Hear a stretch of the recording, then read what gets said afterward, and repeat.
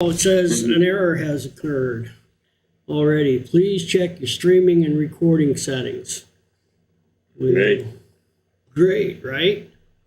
Holly Christian Hall. I got a new follower in the last hour. Okay. Says we're streaming though. So hey everybody. Hey. You are old. I mean, and if you don't have depends on, you should know if you're streaming or not. Right. I'm not feeling anything moist. So maybe I'm not. Maybe. It says I'm streaming, so whatever that error was, I don't know. I hope it doesn't affect our stream. I'm going to check Twitch on my phone here real quick. Okay.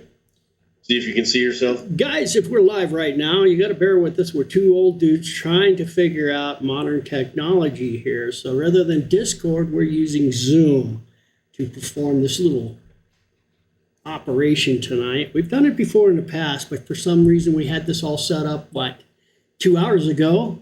But things changed, and now they're not working correctly or like they were before, so we're improvising. All right, I am streaming. It says I am live, so let's see here. That's pretty bad. I got to watch my own commercials. Yep, okay, we're streaming, so we're good to go. Okay. All right, guys. So if you don't know who Mr. Shaun Crusha is, Shaun, if you want to tell everybody a little bit about who you are, what you did, some of the TV stuff that you've done, just to give everybody kind of heads up what you're about. Basically, I'm a psychic medium. I'm an empath. I help people with homes, businesses. I do personal readings. I do home cleansings. I do all sorts of different things. In two certain instances, while I'm also a paranormal investigator, they asked me to be on two different TV shows. The first show was in 2016, basically recounting something that occurred at a location in the Outlaw Lawman Jail Museum in Cripple Creek. And that was basically flying to Toronto and kind of telling a story, and then they used actors and reenacted it. Pretty cool situation where I saw a doppelganger. That's kind of a neat kind of retelling of the story. But then just the more recent one was an opportunity to work with Katrina Weidman and Jack Osborne, Ozzy Osbourne's son, on their show Portals to Hell, where they had me walk on a serial killer, I didn't really know what was going on, but a farm that was known to have been inhabited by some people that killed people. So, and some serial killers. Yeah, supposedly. I always say supposedly. So, but I ran into something a little bit darker there. Not so kind, not so nice. But that's kind of been. I was in the military for a long time, and after that, I kind of was seeking where I was heading with my path. Started the paranormal piece. Began to realize I'm very gifted. Started doing readings for people, started doing home cleansings for people, and that's where I'm sitting currently. I work through that. People call me consistently about different home issues or concerns. In this instance, we've had a lot of public investigations of the Holy Cross Abbey in Canyon City, Colorado. We're kind of determining that at this juncture it wouldn't be bad to do a kind of nice overall cleansing. We don't intend to get rid of any positive spirits within this situation, but we do have a couple instances where people have claims that have happened over the last year Maybe you can go into that for a moment. Yeah. So Shaun and I have been doing numerous events here over the last 4 years. Pretty much, yeah. We partnered up. It's been about eight years. Yeah. But more so, we focused on more you and I. Rich got really busy and Okay, you mean just the two of us? yeah, just the two of us putting on events and stuff like that. So everybody that's ever been here is pretty familiar with Shaun, and he's been in my stream many times. You see him duck in and out in the chats. So you're definitely, you and I have some history and have done a lot of fun stuff together. Not only here, but other places as well. So what's been going on here is Shaun and I both noticed here about 4 months ago, activity kind of changing within the building. And we were aware of it right away, and it has been concerning. Actually, there's been a couple of changes over the last 2 years, but we've kind of kept it under control until lately.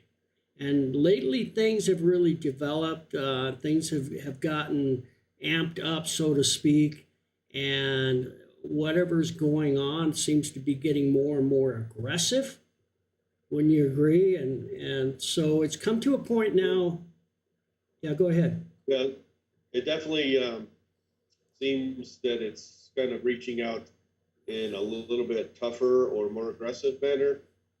And we don't generally allow Ouija boards in the building. On occasion, they've snuck them in. We don't allow provoking of spirits because that's not the proper way to get a response. But that is the way you can kind of provoke something and get a reaction.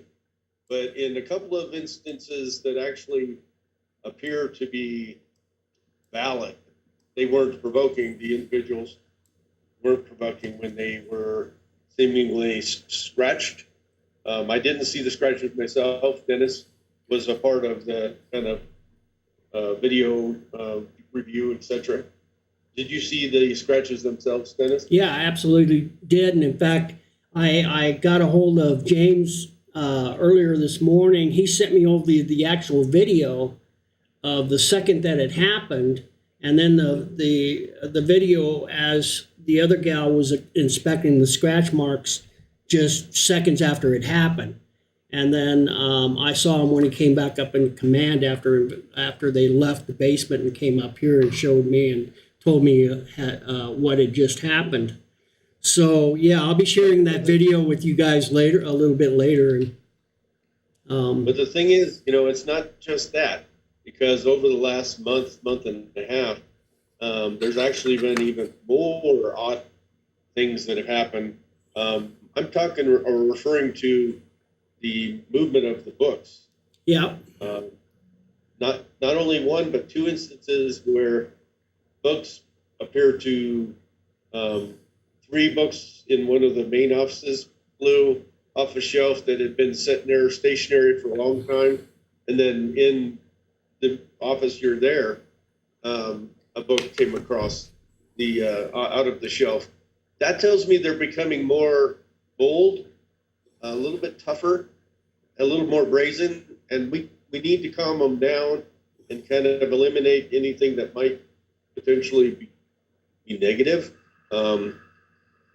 I have seen something that appears to crawl in the basement. And we've been dealing with the crawler for a couple of years now, too. Right. Yeah. But there's also something on the 3rd floor that we had kind of sealed away, we believe, but then somebody went in and somehow opened it. And then again, we have even one of our dogs that we run through there acted strangely in that floor in that instance. And I don't get goosebumps or get fearful at all, but when the dog was reacting, I had full-on goosebumps. It was something not so positive, and I do believe whatever it was is what we had kind of trapped in that room initially. Right. Hang on just a second. Hi, Holly. How are you? It's your sister's birthday today. Yeah, welcome to the stream. We'll be getting to their investigation here shortly. They're just now opening the door to their guests, and they'll fool around for generally about 45 minutes to an hour before they get going. But we'll definitely drop into their investigation on and off throughout the night.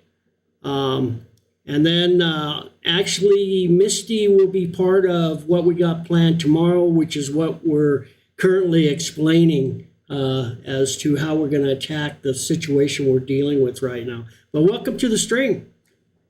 So,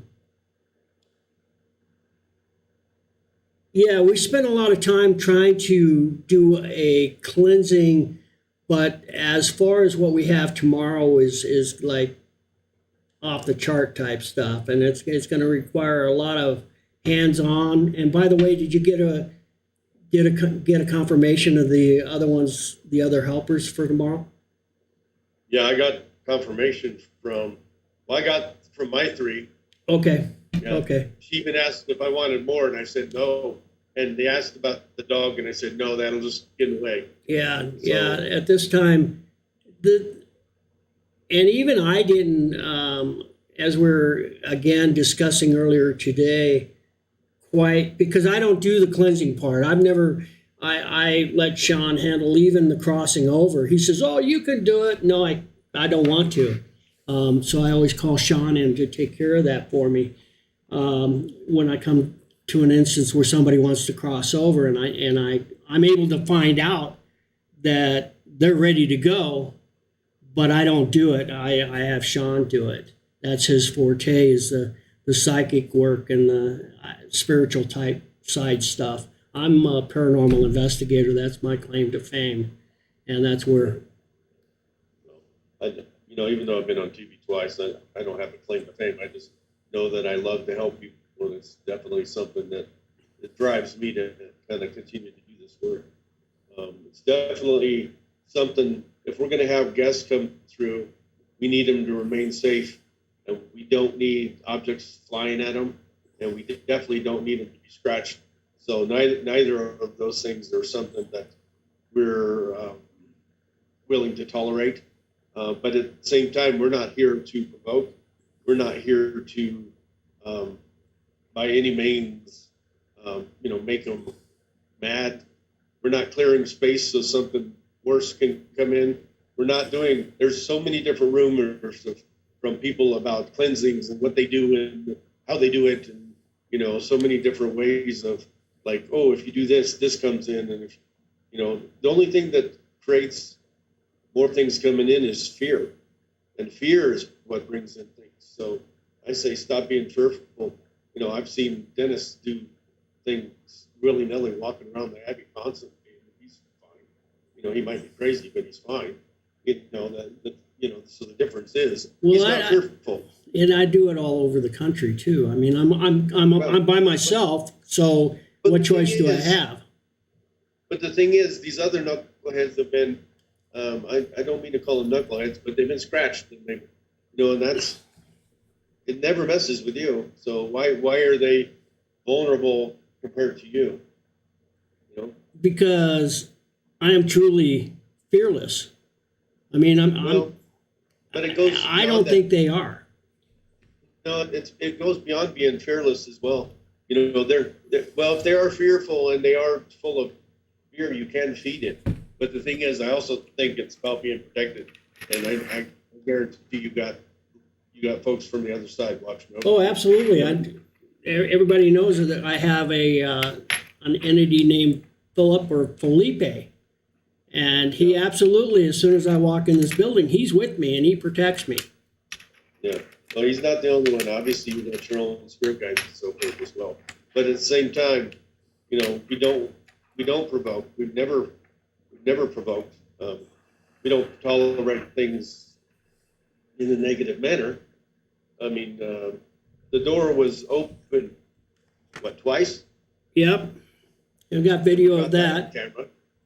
But that didn't seem provoking. It didn't seem like it was something that was, like really vicious. It didn't like slam the door open like they wanted to tear into the whole place or tear it apart. It just opened. Right. Hey, Chris, how are you? Chris just joined. Oh, Sir now we Rex. had trouble on board. Yeah. More trouble. No, I didn't know we had this much trouble on board. So, the main thing is our objective is not to eliminate everything from the Abbey. And that's not what cleansings completely do. And people can, there's a lot of conjecture about, the level. We are going to take it up a notch. We're going to bring in prayers. What was in the Abbey forever? Prayer, right? We're just bringing prayer back in. We're going to do the Lord's Prayer. We're going to have some holy water sprinkled about just like you would do normally. We're going to have some different smokes entering the space just like they would do at church. Can you elaborate? What kind of smoke? And the reason why I'm asking is because you said... The main thing is it's not Colorado-based smoke. So don't assume that... Okay, so, Probably a lot cheaper to buy your smoke than it is the Colorado smoke. Believe it or not, it is. So I'm going to show you a couple of things that I do initially. Okay, so a lot of people do sage, and I actually break sage down, and it looks kind of like your marijuana in a big old bottle. It's actually sage. Then I have cedar that I combine with it. You can buy it at any pet store. And I got Palo Santo dust. So basically this is a stick of wood that has been broken down into actual dust form and continually sprinkle those three things on and burn those three things consistently. So that's going to be dedicated to one person. So one person is going to be consistently doing that action alone. They are going to be working throughout. We'll start at the top floor and kind of come downward. But we need to focus. That's step one. That's step one. Now, for another step, we're going to change vibrations. We're going to do things in a positive manner. We're going to change the vibrations by using a singing bowl in a loud and very, very, very energetic manner. So it's going to be like hitting a gong or a bell in a dramatic fashion throughout the entire space. What that does is it changes the vibration to a positive vibration, positive feeling, positive, completely positive. This does not push anything that, the only time I've ever been attacked using the Tibetan singing bowl was the Cripple Creek. And that was just one instance. So who's going to ding dong the gong? Yeah. I was trying to ding dong the gong. And then we're going to do some frankincense and myrrh, different kinds of incense throughout the space. So you're going to have rolling smoke from one area. You're going to have rolling smoke from the other. And remember that this is a big location. So it's very difficult to get all this smoke to inundate this location.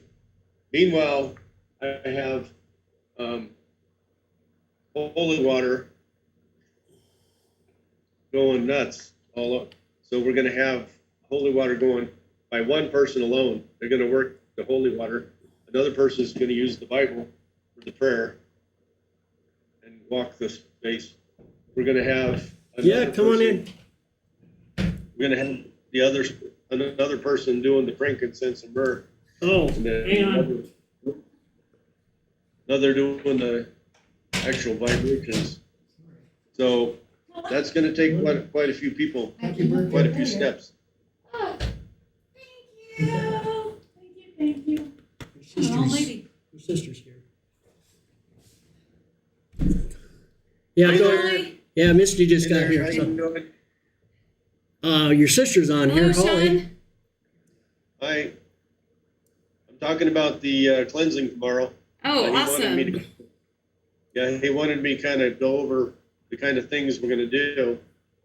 And I told him we're going to have step one, we're going to have somebody working holy water throughout the whole space. I got plenty of holy water with me. We're going to bring quite a bit. Hey, Monty. It's all here. My sister. Oh, thank you, Holly Dolly. I love you. I heard it's a birthday something. Yeah. Happy birthday to you. Happy birthday to you.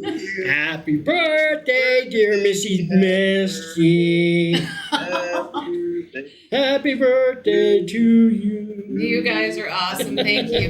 And thank you, sweet sister, for I'm spoiling minimal. that. Absolutely. No, Well, thank you. I actually By the came way, up. What? next Thursday is my birthday. Oh, well, happy pre-birthday. Wow. Right. I We'll came have up here to to. use you. And today and next Thursday is my birthday. Every day is your birthday. There you go. Wow. There Every you go. How'd that work? I Every don't day is know. Dennis's birthday. Yep, any day. If I can get cake out of the deal, you Right. bet. Well, I don't have a cake, but I have celery sticks Oh, with some peanut butter. well, I had a slice of pie I could have brought you. Do you have another walkie? Yeah, you guys, hang on just a second. Okay, stand by. Sorry, you just keep telling everybody what we're doing. Who else you got in here? We're gonna tease Misty, give her a hard time the whole time. Tell her that she's older than the sticks. Let's see, what else are we gonna do? Well, my sister's saying happy birthday to you too. She says happy pre-birthday. Oh. So Thank you. Thank you. awesome. Yeah, Well, hi I am a guys. little- We'll see you tonight.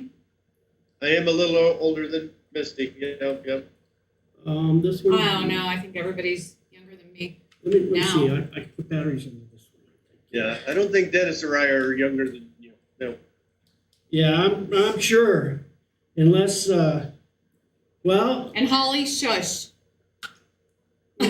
Moses and I used to play together. That gives you an idea how old I am. Who's Moses? Holy Moses? Oh, you're talking Yeah. about Holy. I thought it was you were like talking about one of your. Here. No. Holy Moses. Yeah. Oh, you need batteries, or I need batteries. Well, that has been charged. So, Oh, maybe oh. not. At any rate, take this one. Okay. She needed another walkie-talkie. I'm trying to fix her up here. Sounds like a personal problem. No kidding, right? Right. It's either that or I get stuck in the basement with no communication with anybody. So And I did hear you guys down there yeah, when you went. yeah, we You found know, the cigarette down there on the floor. That's weird. Yeah. Really? Yeah, I don't know who that would have been. All right, you'll have In to the set basement? it. There was a cigarette down there, like smashed. It hadn't been smoked. It looked like an offering, maybe. Oh, I that don't could know. be. Yeah, that's what I was All right, thinking. you'll 'Cause have to figure out it how was to get it to whole, but it 6. was smashed and wet, like tobacco was everywhere. Okay. Uh, Bye, guys. We'll see you soon. Right. All right. Happy birthday. So you'll check Thank back you. in. You guys getting ready to go now? Yeah. Okay. Yeah, we're gonna do introductions here shortly. All right, be careful. What's that? Oh, I thought you said here. Yeah. Okay. I said be careful. See ya. Oh, thank you. All right. All Bye. right, I'll pop back up soon. Okay. Thank you. Alrighty. So that's Missy Misty. Misty. Missy Misty. All right, she'll be joining us with this ordeal tomorrow night as well. Yeah, Or so- actually, we'll be doing it during the day. So Yeah. for all of you that are interested in watching, we will be starting.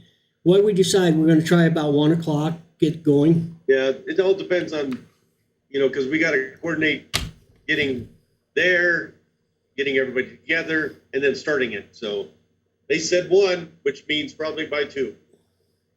Yeah. Well. 'Cause Right. we got to walk up the floors. We got to, start things, explain things. We got to assign the duty to each person. Goblin, I'll pass on that message for her. Thank you. Oh, you can't see the chats. That's right. No, Yeah, if you were on the stream, even if you were, yeah, you'd be able to watch it. I can't do both. I'm using my phone. I know, and we're old. Well, my computer was overheated. Yeah. All right, so. Kind of like you get Twitter faded when Misty comes in. Oh, stop it. Stop it. I'm Twitch debated right now. So go on with what you were at the frankincense and myrrh.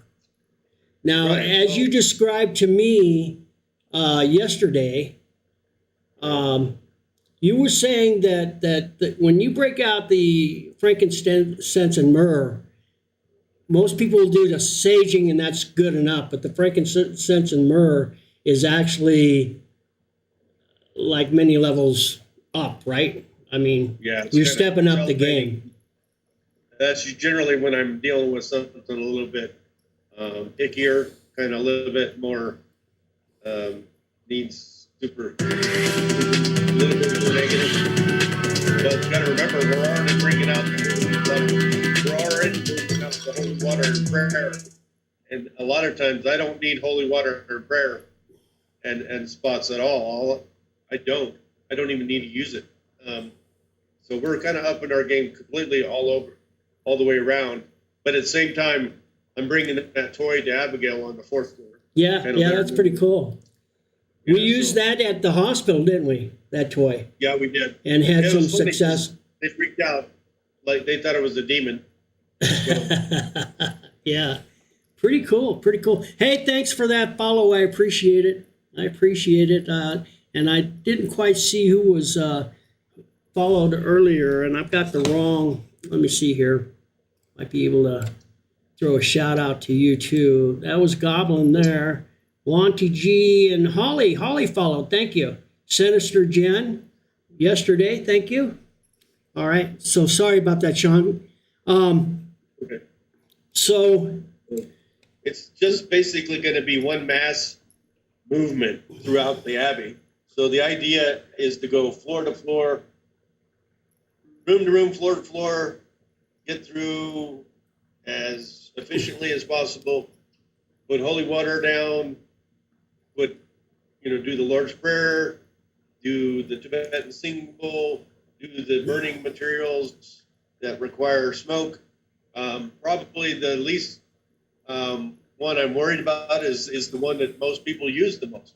Because I'll be honest, I'm not as worried about using sage and stuff because that's not typically anything other than a change of positive energy for me. So it's kind of a mute point, kind of maximizing sage throughout the whole place. Frankincense and myrrh is going to be more powerful no matter what. And I'm going to use it in, I'm probably going to have to be the one that manages that because it burns extremely hot. It's a charcoal, and then I have to continually manage the smoke and so forth. So I'll probably be the one managing the heat of that, and then giving somebody else the loud Tibetan singing bowl, the holy water, and the other items. Nicole has done this whole gamut with me, so she'll get something, and then we'll give Misty something, and the other two with something. My biggest issue, of course, everybody knows I have some lung issues and the smoke. We'll see how long I last with the smoke. But all the same, I may be the bell dinger and the prayer and the holy water. And I will be filming the whole process for you guys to be able to watch live. So I'll set up the roaming cam. Well, at least do part of it as much as you can. Yeah, as much as I can. Because, it's kind of boring watching people go to room. Now that's another thing too. You're not telling the whole story there. You're kind of minimizing it because I didn't have an understanding of what you meant room to room because I was assuming standing in the doorway, do it real quick and move to the next door. But you're talking about cleansing mirrors and windows and rooms, not just a room. But at the same time, randomly, they can actually sprinkle this, like they can sprinkle this. So I'm going to end up bringing more. That way we've got a couple extra bottles. And I have 3 with me, and I'll probably bring 2 of the supersized bottles, and so that they can do it more rapidly. And that's kind of what I'm thinking. Let's just do rapid. Probably the floor, hit the floor more than the doors. And that way we don't mess up any mirrors or anything, but at the same time, things crawl, things hit the ceiling. You know, people don't understand that things crawl on the ceiling as much as they crawl on the floor, because they no longer have the same limits as we do. You know, they don't have the limits of having to stay grounded and on the floor, you know, as we do. Right. So, but I've seen them crawling across the freaking ceiling in places across the country, you know. So that's the problem. We can't necessarily jump up on the ceiling and do that. Hello. You know, so if we wanted to do a full on, it would be full on, you know. Well, that's basically what we're doing, right? I mean, yeah, but we just don't have enough of the sage smoke materials to do. This is humongous. This is what, yeah, 50,000? we're talking 100,000 square foot building for those of you that don't know. Yeah, that's tremendous. I could probably do it with remember, all of this materials cost me money. I'm doing this out of the, you know, kindness of my heart, because this all freaking cost me money. And the sage alone is going to cost me, you know, the sage, the cedar, and the, something. Just take it out of my commissions you owe me. Yeah, whatever. I knew that was coming. It could easily cost me $50 just in that, you know. Really? So, okay. Yeah, I'm just saying, in the combination of the frankincense and myrrh is no joke when it comes to the resin cost, because the resin is what I'm going to burn. I'm going to burn charcoal and resin, and that actually, I love the smell of frankincense. So I do frankincense and myrrh, and it's very, very powerful. And I believe smoke-wise, that may even be better than doing the sage, cedar, and Palo Santo combo in this instance, just because it is a holy place anyway. Right, right. Hi, Kat. How are you? Kat just joined. Oh, man. You need to send Kat the kitty cat video. Oh, yeah. She That's get a kick out of video. it. Yeah. Archie video. It looked like Archie. It looked like Archie, and it was so funny. I think I watched that thing at least 15 times. Yeah, I did too. It's funny. You know? So, you need an Archie video, huh? So we're going to do about 1 o'clock, probably 1:30, maybe get started if we can. The idea is to try to get this done because we have somebody that needs to kind of hit the road before it gets too dark, because she doesn't have her night vision glasses, her glasses she needs for driving at night. You know, just making sure she's squared away. Yeah, we won't name names. Well, you notice I didn't say who, and every one of the people that's coming to help is a female. So, you know, I didn't name the name. Yeah, well. So does anybody have any? It's funny how every single one of these girls has huge cojones, because they're all brave to help us with this, you know, because we're dealing with something that is obviously become a little bit of a bothersome. And if we're going to do this, they have to be brave. And we're thinking possibly a couple of somethings. Right. Well, like I said, I told you potentially something near the basement, and then there's something on the 3rd floor potentially that feels like a male presence that is not necessarily too kind. And I honestly think that we should try and connect with Olivia and see if she wants to cross over. Well, if we have time, I'm just saying, because eventually I want to go eat. I'm just saying. Yeah. We got Mexican planned for after. Yeah. And at the same time, I don't want to get these folks to the point of being exhausted, especially when Nicole has to drive all the way back to Broomfield. Yeah, yeah, long Most drive. ministers broke it. And same thing with Misty. She's got a long drive. So, I mean, she's down in that area too. So, Oh, is she? yeah, Okay, I didn't realize it was that far. yeah, Okay, well, neither of them. We don't want anybody, because I'll be honest, after cleansings for me, it can actually be exhausting. All right, hang on just a second. I'm Is there gonna. somebody out on the balcony? Huh? Looking at the balcony. Somebody on the balcony? No, No. better not be. They shouldn't be. But No. hang on just a second. I'm gonna switch views. I'm not gonna.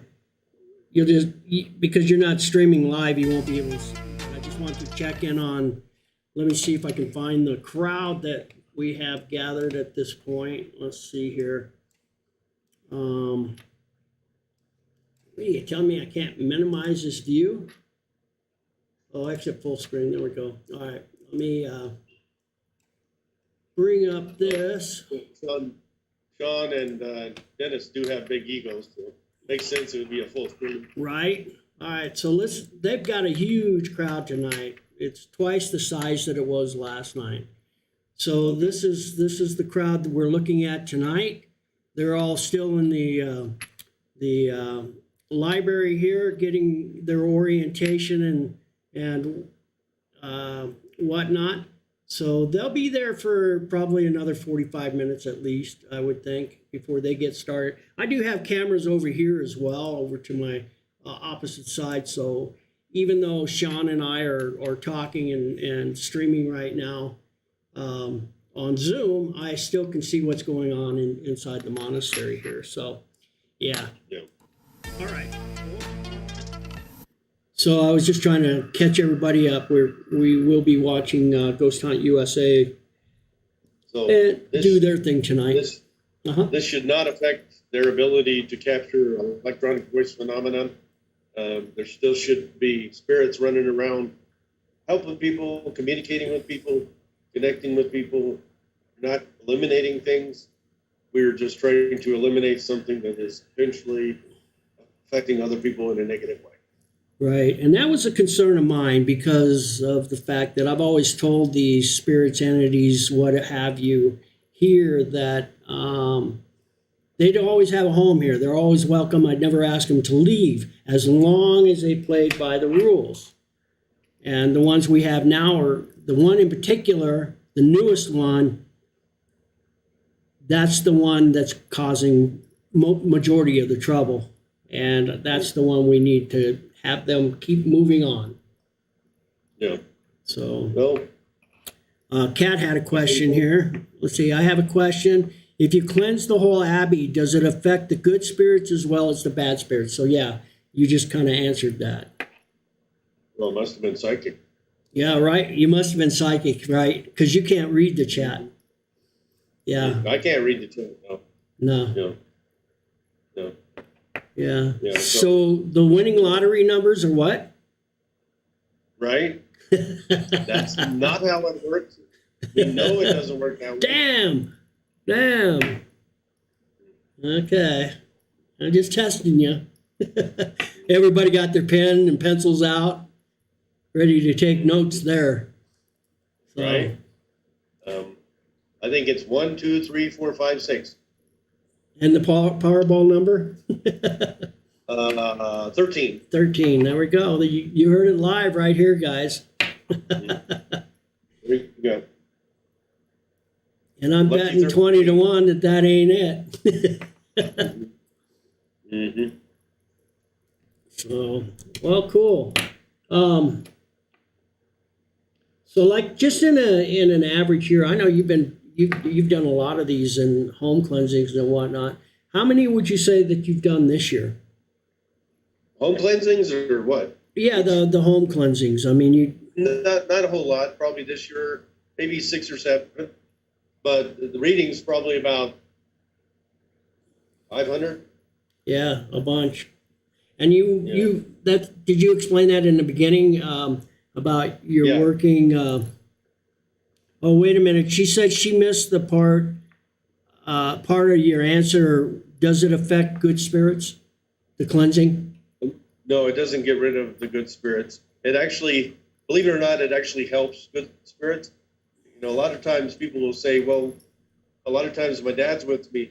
But the thing is, your dad's probably walking through life with you and helping you and watching over you.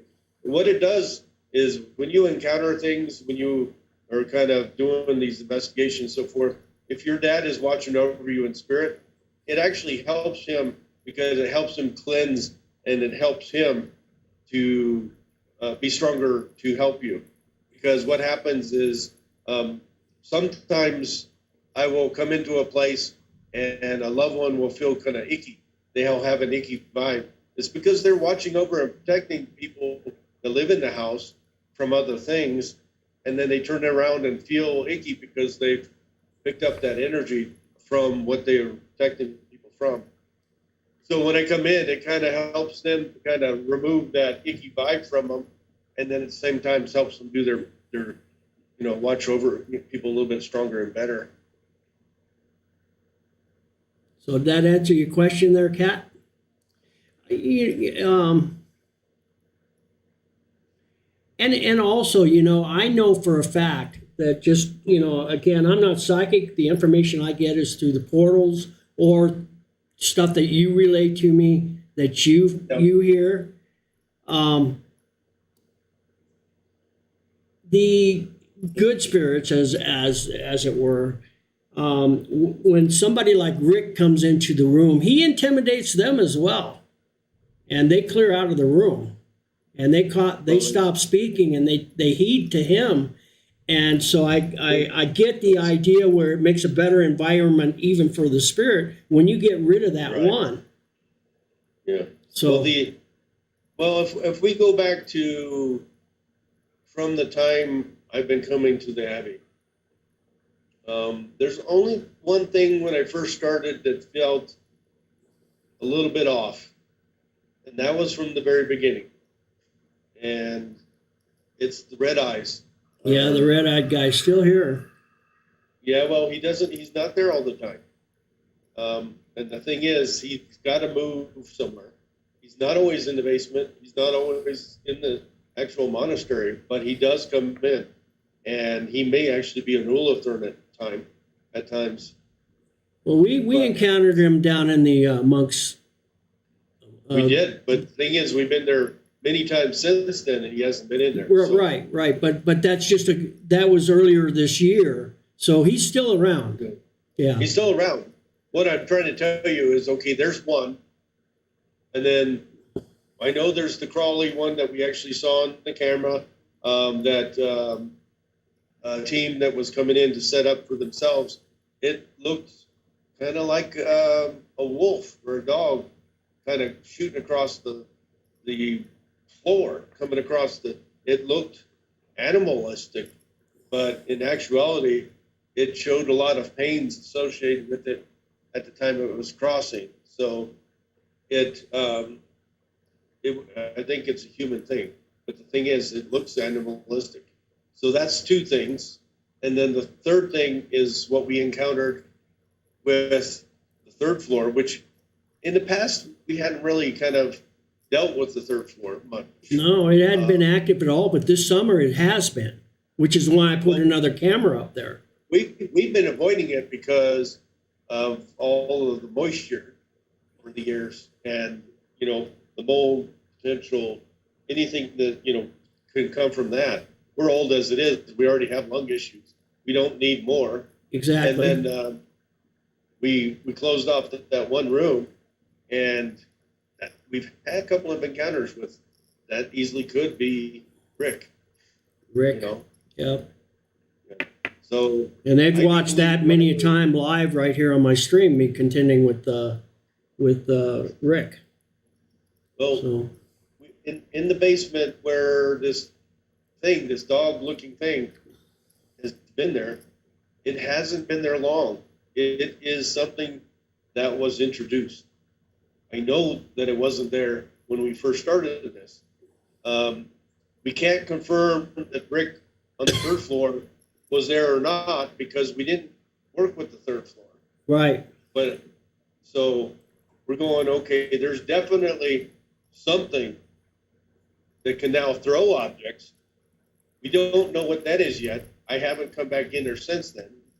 You know, do we potentially have another one? You know, because right now I'm identifying three: the red eye, Rick from the third floor, the animalistic-looking crawling creature, whatever this is, that looks like an animal. I think it's human. And then whatever moving objects. One more question from Kat real quick. How do you determine the good spirits from the bad spirits? It's just like any other thing that you do in life. You can feel it. You can feel the negative. I've actually encountered something that other people were thinking it was potentially good, but I knew it didn't feel good, and I knew it wasn't positive, and it represented itself as a child, and it was not. It was like with something else that was negative, and it was in Garnet House Hotel.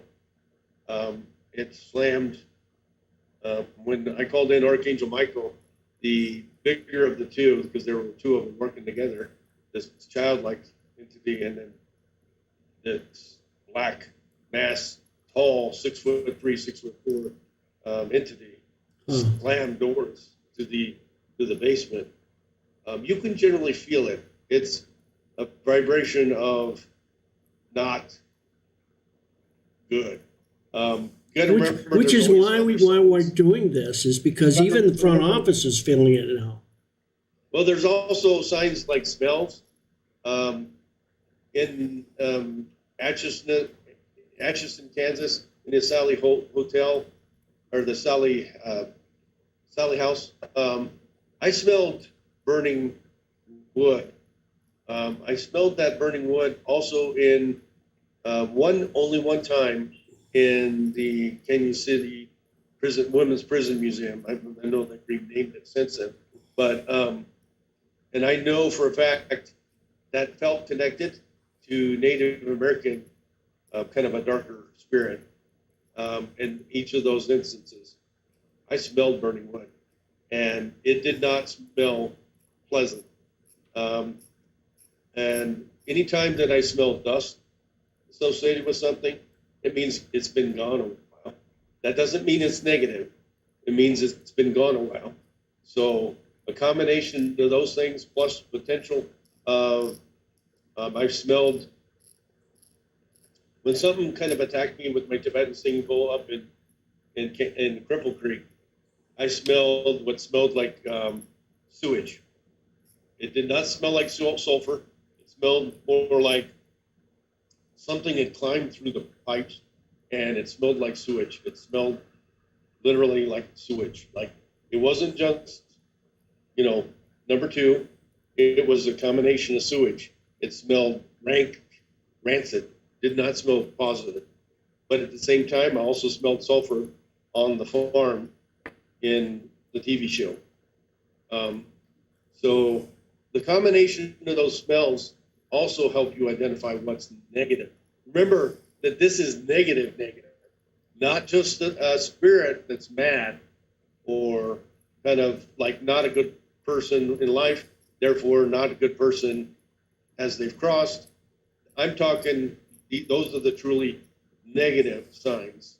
It's not to say that, hey, we can't calm down something that's bad.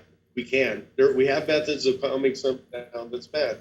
That's what these the sages and so forth do. They calm spirit down. So with the combination of that, hopefully I've answered a little bit of your question. I usually sense them. You got to remember that anything negative can truly get into your own head.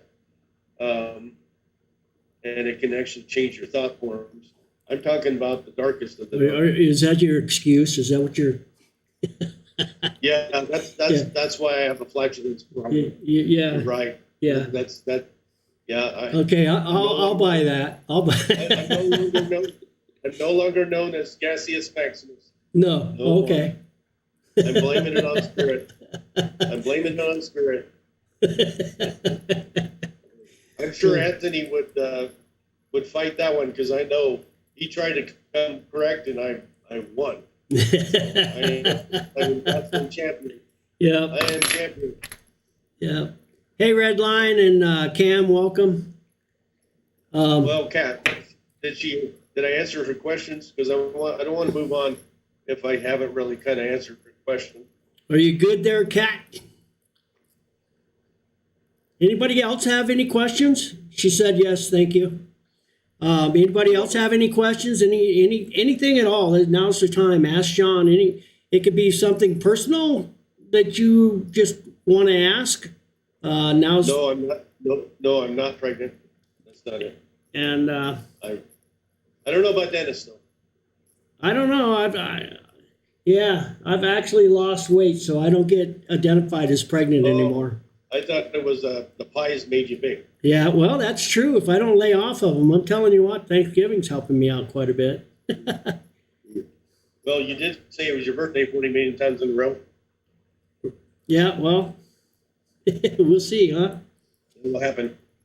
The problem is we're going to Mexican food. So what do we have to do? Sopapillas? Well, that's the thing, though, is then we're parting ways. It's not like we got to sit in a confined space together afterwards for the next 10 hours, like Kat did during the Frognado of 2022. It's not going to be anything like that. We will have our safe zones. Definitely full effect gaseous maximus. Run for the hill. Right. Yeah, because I don't want to be a part of that. So, to give you a lineup of who we got coming in, I'm sure they don't care if we. Are you sure? Yeah, well, we know Misty and Nicole. Nicole, everybody knows Nicole. They see her here on the chat. Misty from Go to USA is going to hang around. She's going to hang around and kind of celebrate the back end of her birthday with us and kind of help us go through. And she'll work one of the particular routines for the cleansing. She will be one of the participating members. And then Nicole from my old team, plus the investigator that's investigated with us quite a few times. I don't know how many.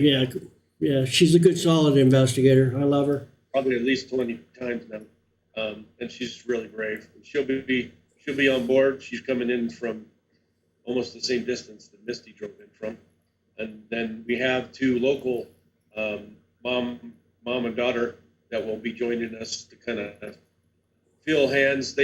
I think I'll probably put one of them in charge of holy water and the other with the Lord's Prayer or whatever prayer we deem appropriate. That way they focus on working those particular issues. Maybe the younger daughter can do the holy water because that may take a little more movement and kind of making sure things are squared away. That brings up another question real quick, but before I get there, Kat had a question here. So you think we're dealing with 3 negative spirits, and that's what we're going to try to cleanse tomorrow. Is that correct? Well, one of them might be froggy. It might be just an angry human spirit, which means it's not inhuman, which means we probably more than likely just calm it down. I doubt we're going to get rid of what's in the third floor. I just feel like we might be able to calm him down. I don't think he's inhuman. The only one I really think, between the red eyes and the crawling one, those are the two that kind of concern me the most. But we don't always see the red-eyed one. So inhuman-wise, those would be the ones that feel, to me, intuitively, are kind of like the ones that are more likely to affect us. Remember that provoking with anything, if you provoke Dennis, you have a chance of getting scratched, okay? You have a chance of getting, exactly. He's about the same as Archie. If you piss him off, he's going to scratch you.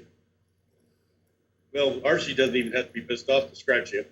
So I guess that goes without saying. But, so the idea is we're not going to get rid of human spirits. people don't really understand that, but we're going to do our best to calm them down. They will still be around.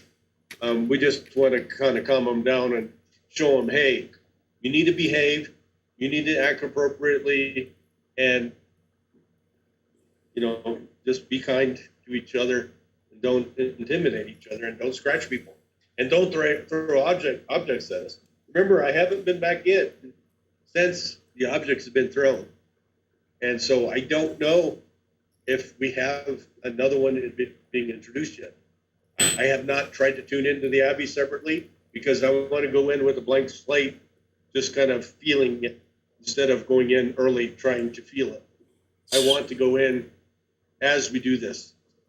So Kat's asking here again, if you're saying that the red-eyed one comes and goes. If the red-eyed one is not here tomorrow, this is her question now. If the red-eyed spirit isn't there tomorrow and you cleanse, we're hoping to keep it. Can it come back? Keep it that's what I was about to explain. We're hoping to keep them at bay with a combination of the holy water and kind of block them from coming back in, something that's negative. That's the purpose of the blessing and the holy water piece of things, is to try to avoid anything negative from being introduced. Okay, But the problem is, Dennis lives there, so I don't know how we're going to do that. I ain't moving. Not for a bit. Not for a bit. I would love to, but yeah, that ain't gonna happen. My other question, I kind of jumped off real quick about Destiny and Alana. I have a concern with Destiny because she had an incident with one of them this past summer. So how does that going to affect her being part of this cleansing? Yeah, but the thing is, it's actually better to have somebody that had an encounter with something. I mean, why would I say, okay, everybody that's in the house, get out?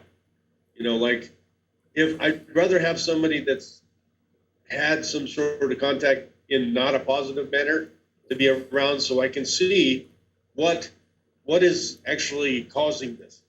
Is it their fear? Is it what is going on that's creating this? Because if it's just something attacking a vulnerable woman, then we will nip it in the bud. But the thing is, I'd like to know what's going on to cause this.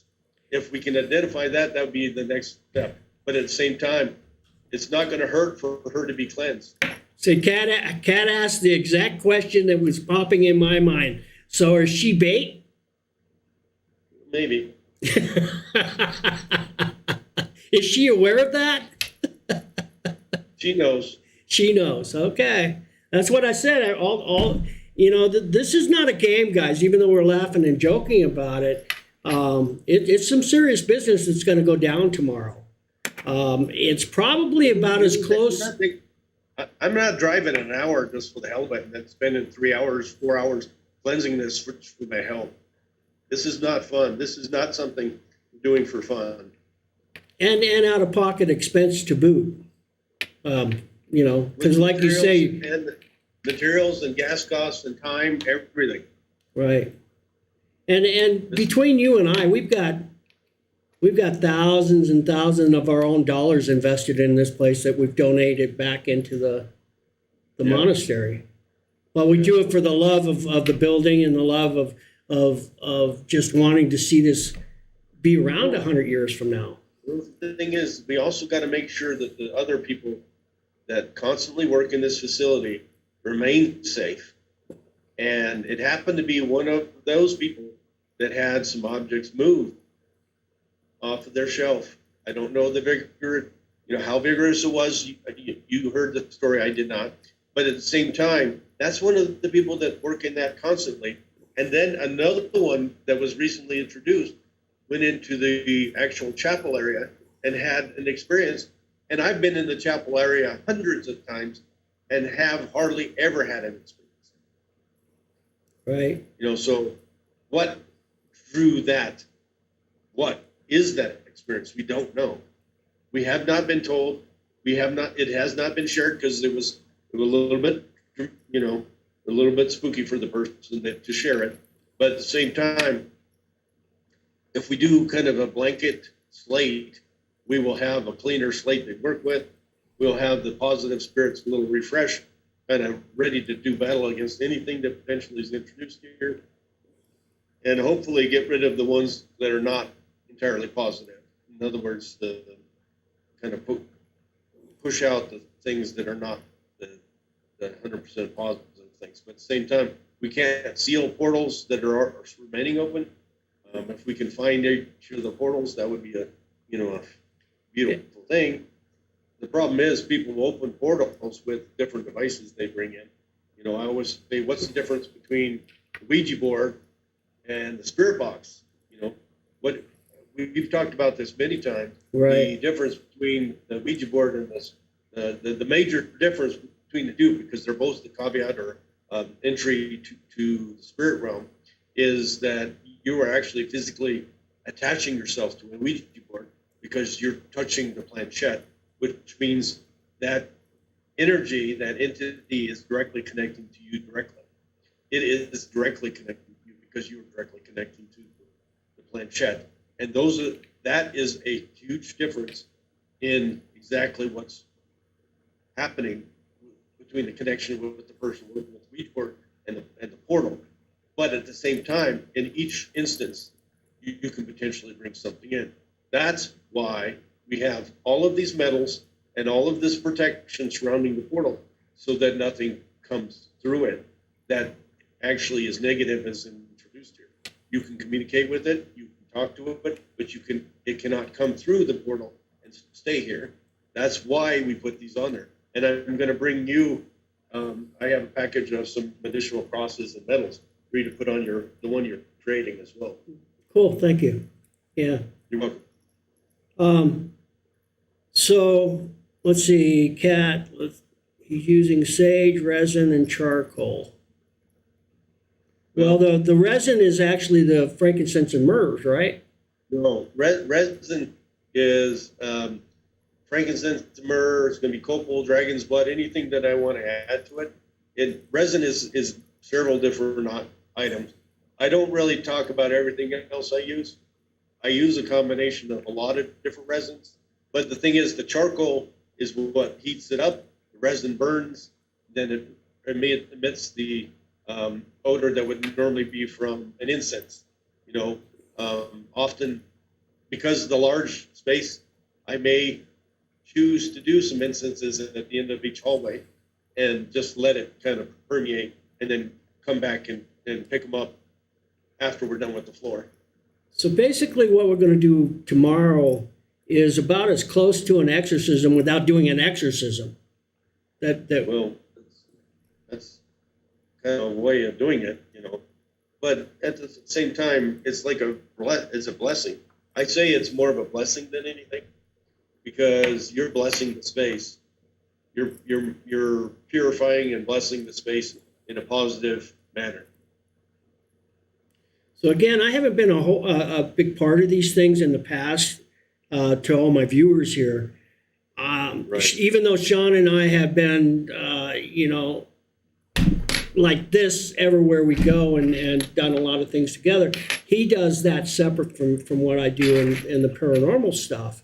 And I'm strictly an investigator. I've never made any claims to being psychic or anything like that. I think we all have that ability, but psycho, no. Yeah. Psycho is coming. Yeah, no. Coming. I get that way occasionally. Somebody steal the last piece of pie and I don't get offered, then yeah, I can go ape shit on you. But it is your birthday every day, after all. It is your birthday every day. So, but so it's going to be. I've seen them do some cleansings before, but not like we're going to do it tomorrow. So it's going to be interesting for me too. And that's why I thought it would be fun to share it with my viewers. There's a lot of conjecture about, okay, do you go through a location clockwise, counterclockwise, is there a method to how you do each room? You know, the main thing for me is occupying, cleansing, filling the spaces as best you can. It's not as much 50,000 or 100,000 square foot. It's going to be very difficult to, the chapel is going to be nearly impossible to fill with smoke. Completely, it's like the next level of impossible. The library is going to be likewise the same. Because basically we would have to reach every single corner, every single space, completely in each of those two spaces. And it's going to be very, very impossible. Yeah. So we'll, I'm assuming we will try to spend a little more attention in each of the individual offices where the ladies are at, right? Right. But the rest of them will just probably just do the doorways and stuff, right? We're going to do our best. Yeah. Because remember, if we start at the top and work our way down, you know, by that point, we've already done 3 other floors. So, and then we still got the basement to do after that. Right. So, you know, I think it's actually more important to hit the smaller spaces and the workspaces and then go downward. Okay. Because it's almost a futile point to hit the entire, you can run through the center of it with the smoke, just like the priest would, and then kind of call it a day, do the blessing around it with the holy water, and do the Lord's Prayer or a prayer in the space, and then that should suffice. We're going to have to use more than one. I have 10 charcoal, and we're probably going to have some relit throughout this space because it's going to go out. I'm going to have to change it out. I have to change them out in houses sometimes.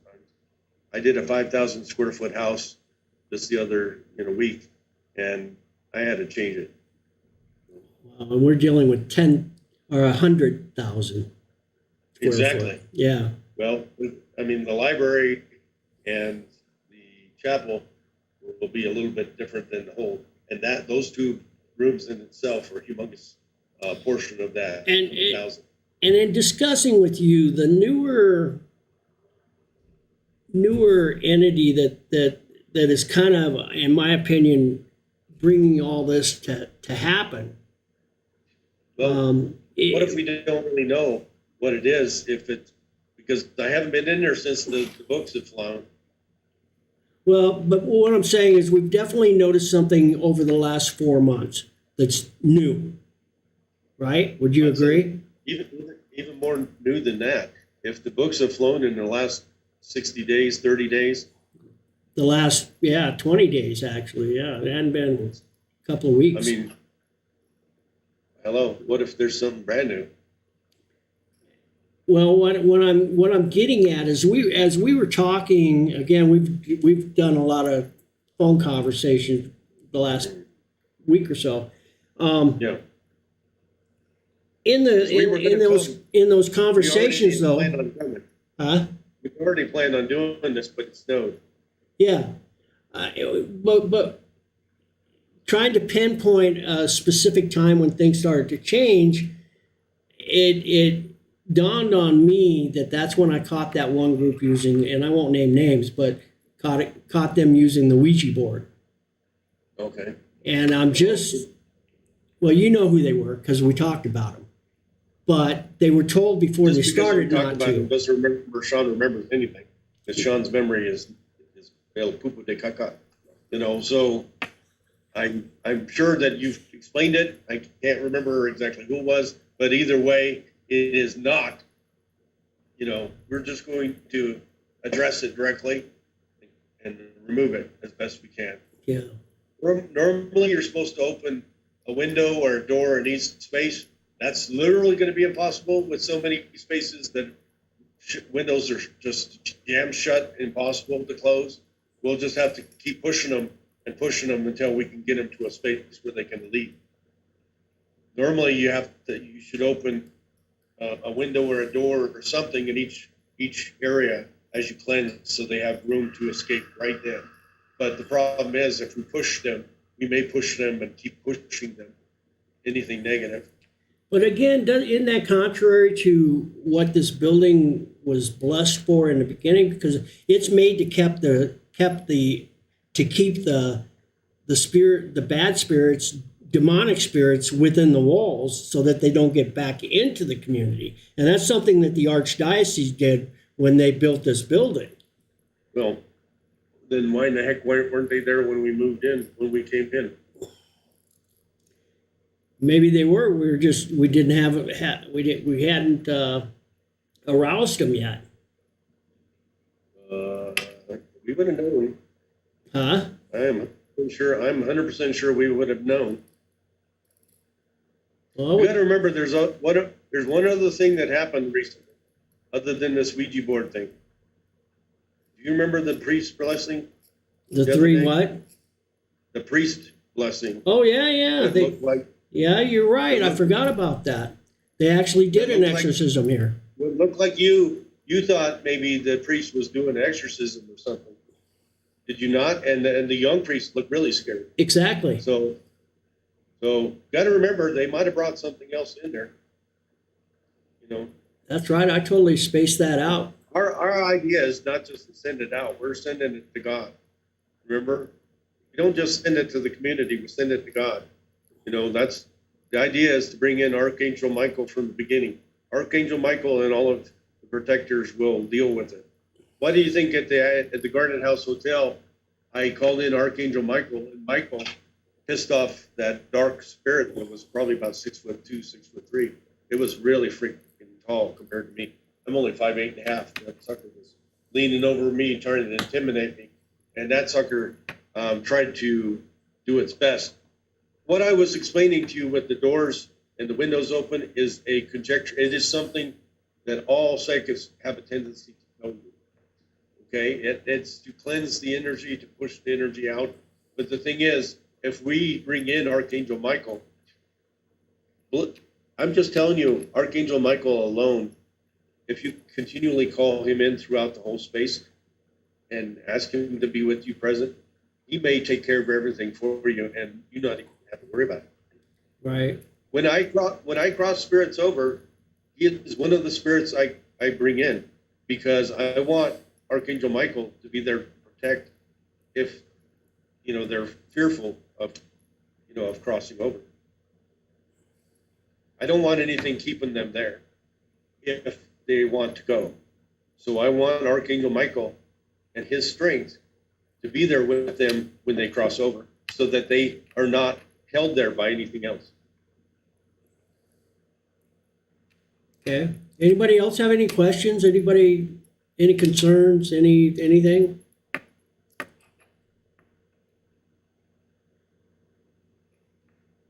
Okay.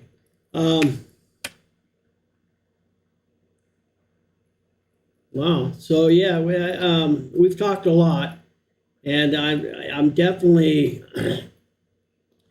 again, it was Brenda, who's the head honcho pretty much of everything here. She's like me. She'll come into this building. She'll go anywhere in the building at any time of the day or night, and she has no fear of this building. But she was the other one. Right after the book flew off the shelf here, it happened in her office on the follow. That was on a Thursday here, and when she came back from lunch on Monday and entered her office, that's when the books went flying off the shelf in her office.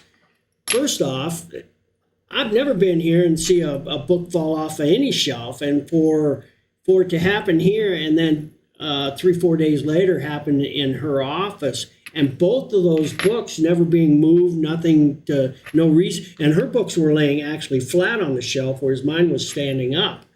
How does that happen?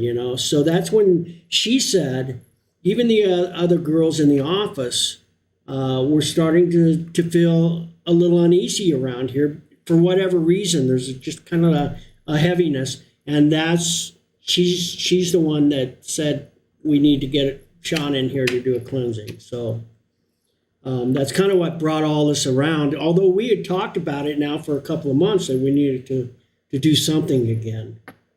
but this kind of sped everything up. So the main thing is, we won't know until we get there. We won't know until we start doing it. We won't know a lot of things until we actually start doing it, because that's what tells us, as a psychic, it tells me what I'm encountering. It tells me what I'm doing when it comes to what I'm encountering. I live through intuition.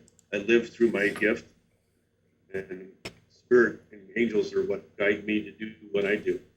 If I choose only to do frankincense and myrrh and holy water tomorrow, that's because I'm guided that direction. Cool. Well, I think we'll take care of it. Yeah. And as everybody knows, I'm in here all the time by myself, and I'm live streaming, and with the stuff that I get through the portal, it's been pretty crazy. Some of it has been pretty crazy because I don't realize, and all the time, I don't really know who I'm talking to for sure. But we have dubbed a few with some pet names, so to speak, so that we can recognize, like the crawler, the Rick, the red eyes. We've kind of dubbed them little pet names, if it were. Because that's how we encountered them. Yeah, they're starting to move around a little bit here now. So I've got split screen, Shaun. You can't see, but split screen so that they can see what. Pretty soon, this is going to be off season, and that's why we're kind of taking action after the fact. That way we can kind of clear it for the winter time, kind of allow things to kind of calm, allow things to not be stirred up, allow things to get back to normal, be in a positive light, be in a positive space. That way, when Dennis comes back in here, he has no issues. When the folks that work there have no issues, and they continue to work towards the springtime and all the weddings that are coming, and all of the investigations that will start. We have March Mayhem actually is in May, right? Yeah. Well, I just switched it to, I alleviated the March and just call it Mayhem. Okay. Yeah. And good point. That's the 11th through the 14th. Mayhem. May Mayhem, right. So definitely put that on your calendar. You guys will love it. Kat's already said she's going to be here. Brute's going to be here. So, yeah, I'm looking forward to that again. And getting that started, but also I need everybody to be safe, because lately my friends have been getting scratched or things happening to them, and that's not cool. It's not nice. Even if it's a human spirit scratching them, that's not a nice thing. And generally that only happens when people provoke them, when they really kind of aggravate a spirit. That's usually when scratches happen. But in potentially 2 instances, wasn't it the boiler room that this happened twice? Yeah, twice. Overnight was doing their investigation down there, and they weren't down there 45 seconds to a minute, and that one kid got scratched. Now, with Lindsay and James, I won't say that James wasn't provoking. He wasn't provoking in the sense that you would think, but he was kind of taunting, because I told him about Rick and whatnot, and he says so he was going out through the night saying, well, Rick, I hear you're the big man in the Abbey and stuff. Well, that's kind of provoking.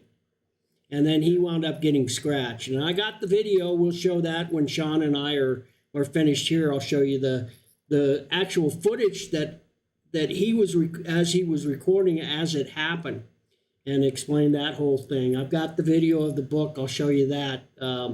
Some other videos that I have that will show you some of the escalation that has taken place from the start of this past spring to where we are today. And you'll see that things have actually amped up quite a bit. But we've had a lot of different, it's been an unusual year. We've had a lot of people through here, a lot of investigators from both the YouTube world, and then this Ghost Hunt USA is constantly bringing in a huge mix of people. This has been one of the biggest years for that. Yeah, yeah. And who knows what's hitchhiking on any one person that ever walks in the door, you know? Oh, everybody has their own demons that they're working through when it comes to potential, alcoholism or anything else they're doing or going through, depression, etc. And so that could have attracted something to them. And then they turn around and try to do this because they're trying to understand what's going on with them, and they can bring it in. It's entirely possible. And we had the two gals. A good example were the two gals that brought in the woman from the car fire, and we definitely know that things tag along with them. Yeah, because they actually tried to save. One of them tried. The other one sat in the car, but the other one tried to save with another male. Both of the female and the male tried to save. They saved the gentleman in the truck, but they were unable to save the woman that burned alive, unfortunately, in a car accident that happened, 15, 20 miles from there? Yeah, not far away. They're on 115. Yeah. So, it's a sad thing, sad day, but at the same time, definitely was with them when they arrived. And she's still here. She wants to cross over, but she won't leave because she knows that there's children up on the 4th floor, and her mothering instinct makes her stay to take care of the kids. Yeah. So it's a kind of a sad story for her because she doesn't want to be here. Yeah. Well, I'm gonna rock because I'm going to actually eat because I never got around to eating. Okay, well, yeah, and I know you didn't want to. This is going to be very draining for you, the overall thing. Yeah, it's going to be very, very draining tomorrow. It always is. Yeah. So normally I have to sleep for 24 hours after doing a house. Now imagine this. It's going to be draining. Kat said when we were talking about mayhem, she says, "Run, Shaun, I'm coming back." Oh, okay. Yep. Yep. That's weird because it's weird. I think I'm psychic. I was thinking the same thing when you said she was psychic. Yeah. We're gonna change it up a little bit, but we're gonna start discussing things here, and we'll get things posted around the first of the year, all the details. So it should be a fun one. It always is. It'll be number 10. You believe that, Shaun? It's already been 10 years we've been doing this. Yeah, it's been a while. Wow. I know I've done at least 8 years of it. Yeah. Yeah, I thought you were one of the originals, though, weren't you? I was in the Headley Hall, big one. Yeah, so that was that was an extension from the original one that I had, because I did a 2-day thing where we did Headley Hall and then or we did the prison one night, and then if you did the prison, then you come over and do the monastery. Yep. Never do that again. That was way too much to manage. Oh my God. You were so frustrated. Oh, it was a nightmare. Never, ever again. Well, I got to go because I got to eat. Then I got to get some rest because I'm going to be there around 1. Okay. A little before 1. Well, I'll be here. Okay, sounds good. Drive safe. I know you'll get plenty of rest in the RV with Archie. Yeah. You need to send Kat that video because that's too funny. Yeah, I will. I might even play it a little bit later. Yeah, let him see that. Great. Yeah, it's pretty funny. It looks Looks just like Archie. Exactly like Archie. All right, guys. So, Shaun, thank you very much. Appreciate it. I will see you tomorrow. And guys, Okay. we'll be doing, you'll also see him if you tune in tomorrow. Again, we'll try to get things going about 1 o'clock. So, all right, Shaun, have a good night. You too. And See you tomorrow. we'll see you tomorrow. All right. Bye. See if we can figure out how to leave here. All right. Good night. There we go. All right, guys. So now I have to redo my camera because it didn't like showing zoom and cam here. So let me get that cam fixed again. Get my scene set up.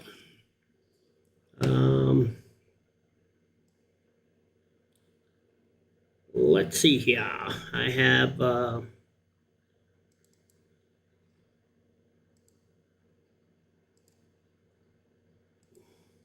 hopefully I can get it going. There we go. We're back. Oh, we were. Oh, I got to bring it up on the screen here. Hang on just a second, guys. Have to swap things out here. Everybody's saying, well, if you would just use Discord instead of Zoom, you wouldn't have to go through this nonsense. However, you're dealing with two old guys that don't know how to do that kind of thing. So let's see here. Screen two, where'd it go? I just saw it. Well, here, I'll just add a new source here. Video capture, source, webcam, add source. There I am. Now I got to resize it. Hang on just a second. Transform, fit screen. There we go. There we go. There we go. All right.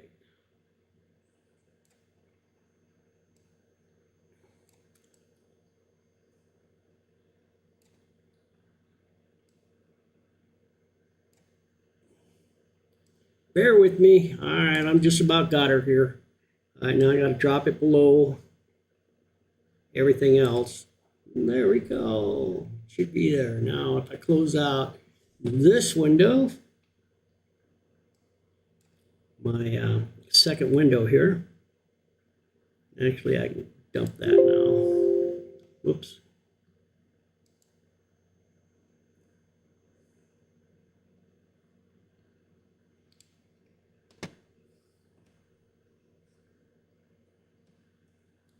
Hang on with just a second, guys. I'm getting it. There we go. All right. Cool. Lock her in and we should be done. There we go. Okay. All right, I'm back. I got everything fixed from one to the other. This is an awful lot of technology for this old man. All right, cool. So that worked out pretty well for... All right, now I'm going to catch up with chat because I did see Big Wookie. How are you? Thanks for joining in tonight again. Good to see you. I have seen evil beyond anything you can imagine. Was a cop and a coroner. Wow, that's crazy. I have seen things that'll I can never explain. How do you get evil to leave you? Oh, shit. I'm sorry we missed that before Shaun left. Because I can't answer that. Damn.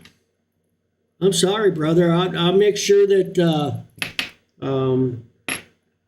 maybe I can get him on here real quick to answer a question.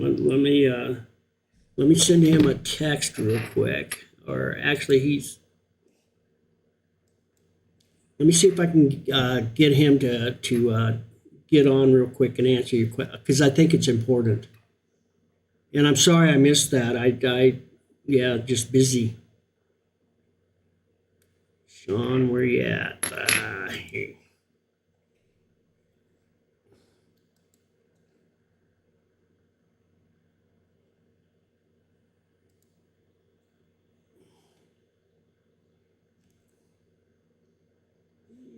There, let me find him on Facebook here real quick. It just take me a second here. Shaun, send him a quick message.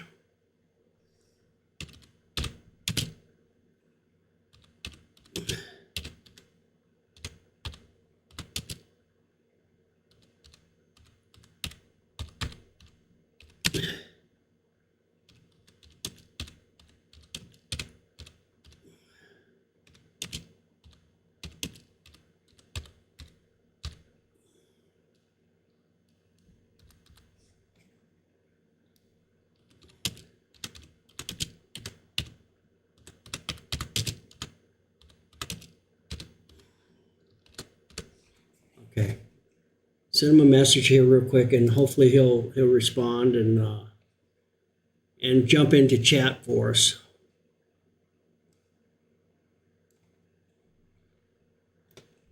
Yeah, I don't know. Yeah, I bet you do have some crazy stuff attached with your lines of work and whatnot. That's pretty crazy, and I bet you've definitely seen some stuff. I don't know if Monty G is still on or not. He's a fireman. I was a lieutenant on a fire department for 9 years, and unfortunately, one of the worst calls I ever went on was the very last call that I went on. But I can certainly relate when you say that you see things that, I don't think any one person should ever have to see in a lifetime. So I can sympathize with what you're saying as far as having to carry this stuff around with you. But I don't have your answer, man. I'm hoping Shaun will jump in because he can answer how to do a cleansing and stuff, a personal cleansing, and maybe even help you on the side because he does that too, and through his readings and whatnot. So if he doesn't get back to us here, I will make sure, Big Wookie, I get back to you and get you that information. I'm sorry I missed your question. Yeah. There you go. Yeah, and there's Shaun's information. Thank you, Kat. You're amazing as always. You're amazing as always. So yeah, let's see what they're doing in the investigation right now. It looks like really they're just sitting in the chapel, not doing too much. Let me switch screens real quick. Get that screen up. There we go. So they're just hanging out, still doing the orientation and talking about. I have no idea. It looks like they got a REM pod set up in the center of the chapel right now. So while they're doing that, basically nothing, I'm going to drop in some videos here. First one will be of the book dropping in the, right here in the office. It slides off the shelf, as you'll see in this video. Let me move it over here. And what we're doing is watching this book right here. You'll see it start sliding out slowly by itself. You'll see them turn around and look at it. There you go. It kind of leans over a little bit. I will give it that. But then it starts sliding out slowly till eventually it just falls off the shelf. Now I have bookends in there holding those books up, so it can't just completely fall over. Now they hear something moving and they're asking me, is there something back there on that shelf that moves? And I said, no, it's just a bunch of batteries and some of my camera equipment. So they turn around and she's actually filming it. So I have, she hasn't sent it to me yet, but I have camera footage from her side, her angle, as she saw it drop there. So we'll watch it one more time. I'll get to just jump to the chase here. You see that book starting to move slowly off that shelf.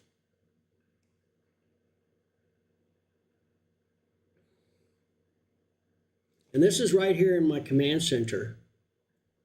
This was before we started. And bam. Okay, so that happened to start the night off. And basically, they were getting ready to start their investigation. right here I got a Tesla coil. So we filled the room with energy and let the Tesla coil run for about 5 minutes. And then I shut it off, and we're sitting there, and I'm telling him the stories of, I don't even recall the story at this time, but that's when that book came off the shelf. Now, the odd thing about that is this was on a Thursday night. The following Monday, as I said, the head coordinator here, she had gone to lunch, went back into her office, and as she opened the door and headed into her office, there was 3 books. They were all the same size, just about the size of this little notebook that I have sitting here, just about the same thickness. There was 3 of them, all the same title. Basically, what those books contained were the names of all the monks and priests that ever stayed here at the monastery before it was desanctified.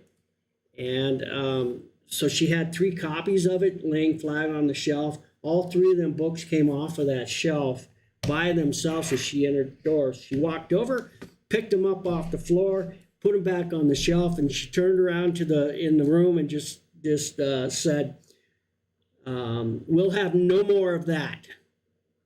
And she hasn't had any problems since. So it's just crazy. We had 2 book incidents within 4 days apart, and it's never ever happened before. So that kind of kicked things off as far as that. But as their investigation went on, that was later on by the end of the night. This is James with the fam, and he has a big YouTube channel. And then Lindsay Paranormal also has a big YouTube channel, and they were investigating together. And as they were filming about 2:30, 3 o'clock in the morning down in the boiler room, he crawled back, and I'll show you some footage there. He sent it over tonight, the actual footage. Let me see, where did he send it to me? I think it was in my Gmail. Hang on just a second, or at least the link is there. So let me see if I can dig it up real quick.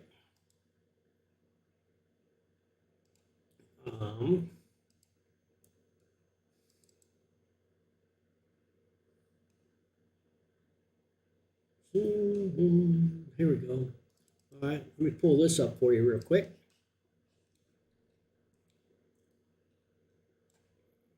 And this is a...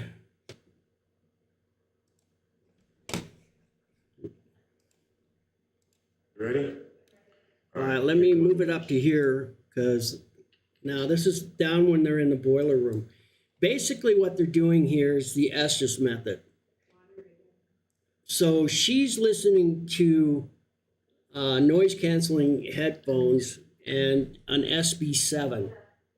And she's just saying what she thinks she hears them saying coming through the headphones. Meanwhile, James is off on the side in a little crawl space over here, and that's the camera angle that we're seeing here.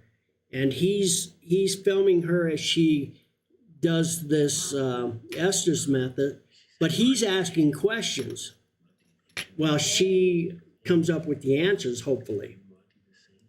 So you can hear him talking in the background. I'll shut up so you can better hear.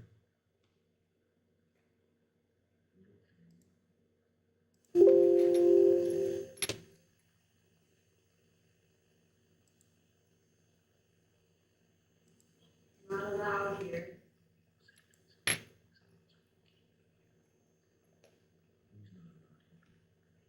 That's the mental.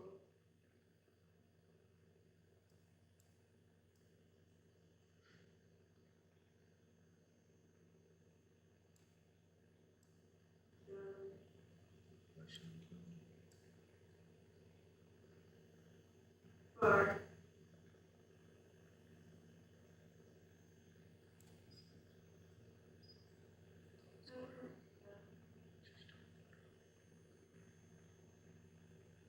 come on.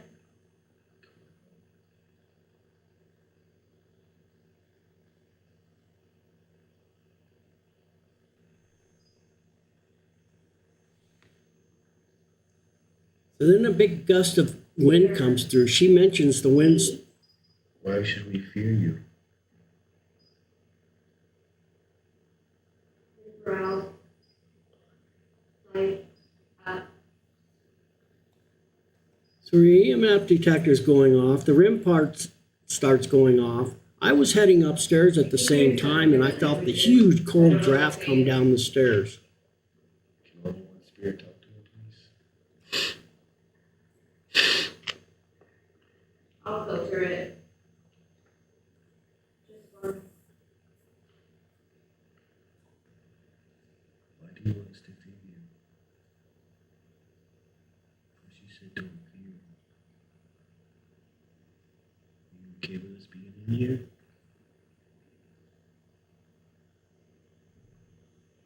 Multiple words in physical language that I can understand. Can you speak in English? Curious. Curious about what? Why? In here. Because we want to talk to you. We heard some. Close. It should be coming up fairly We see quickly here. footage of this door that leads in here opening. And it's really heavy, so a strong spirit must open it.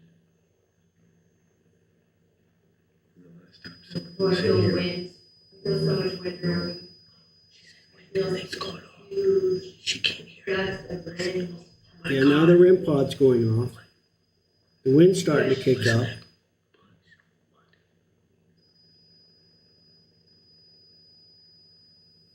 Another language again. She's trying. She doesn't even let that thing go off either. What the fuck?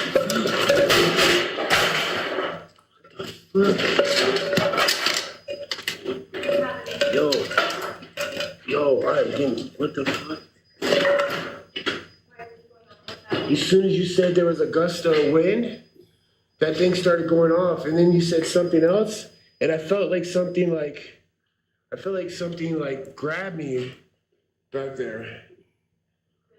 Wind. My back even like feels hurt. Is there something on my back? Like my. Okay. Am I close to that, or did it just go off? Waking up, it shouldn't be you. What the hell? Do you see? Hold this. Do you see anything on my back? You have 3 deep scratches. Are you serious? I swear to God. Wait, are you serious? You didn't scratch it on the wall? It's 3. Wait, lift it up. Lift it up. Let me Are you see. serious? I'm like freaking shaking. Wait. Hold on, I gotta shine the light on you. There's I felt something like grab me or maybe scratch me or something. there's 3, you're like there's blood. Like you're literally bleeding. Like it just happened? I swear to God. You're like there's 3 like Can you deep. see it on camera? Yeah, but this lighting is weird. Let me point my light at it. I don't know if that's different. By the way, they're using lights Wait, let by me show it again. ghostlightcode.com. You can see it with this light. There's blood. Like there's the 3 scratches. It's 3 deep scratches. I think we need to go. That's not. There's 3. You're bleeding. You're literally. Are you bleeding. serious? So that's pretty crazy, guys. That's the actual live footage then when he got scratched. So that's what's leading up to the cleansing tomorrow, is to make that stuff kind of stop. Let's see, like they've left the, I don't know why they left the light on in there. That's not normal. They may have left the building and went to Ulathor, because I don't see anybody anywhere in the building right now. So I think they probably went across the breezeway there. Let's see here. Let me check the other camera real quick. Oh, they're down on the first floor. Okay, there's Misty. So they're letting everybody take a potty break, and then they're probably going to head outside or upstairs. I don't know what they're doing. got a whole group of people with her, though.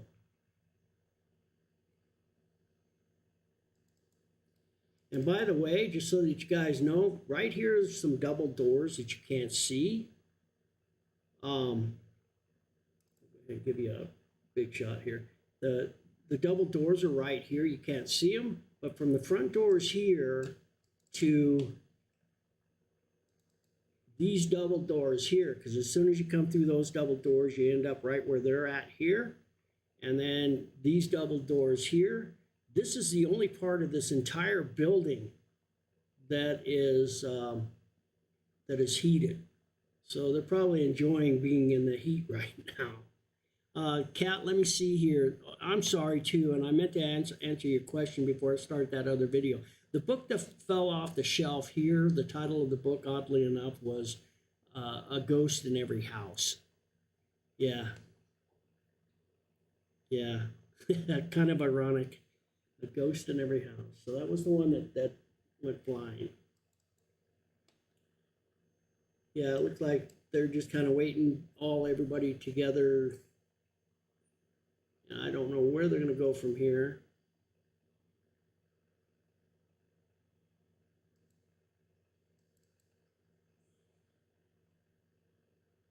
But okay, so at least we found part of the group. The other part of the group must have went over to Lulathorn or something. I don't know where they're at. I don't see them in the camera. Or they could have went into the abbot's bedroom. And then I see some people here at the back door. Somebody wandering in at the back door here.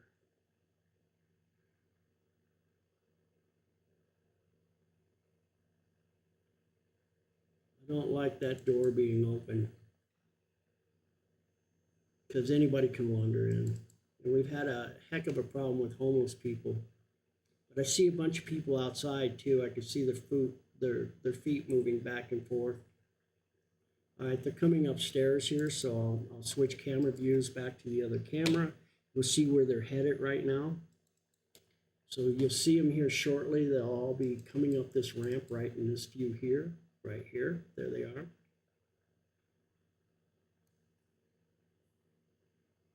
They're coming down the hallway here. So they may peek in here or they may not. Depends on if she wants to rat me out or not. So we'll go back to the other longer view, and you'll see them coming down the hallway next to my command.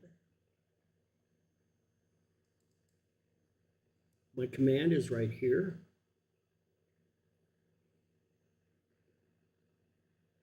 Right there. So let's see if they stop and open the door. We may have visitors here. I'll be real quiet.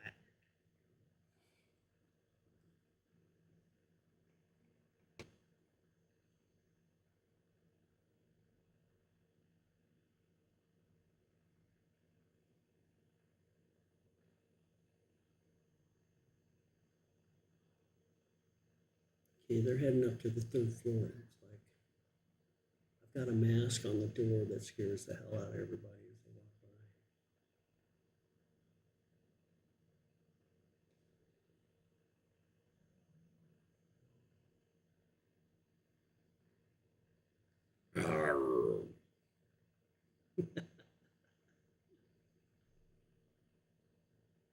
Okay, now they're going to head up to the 3rd floor. I'll show you that.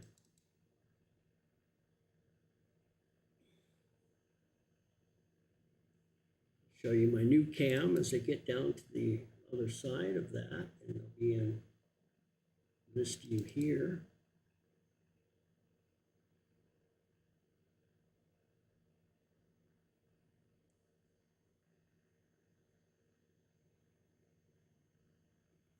Oh, you did get the SLS, huh?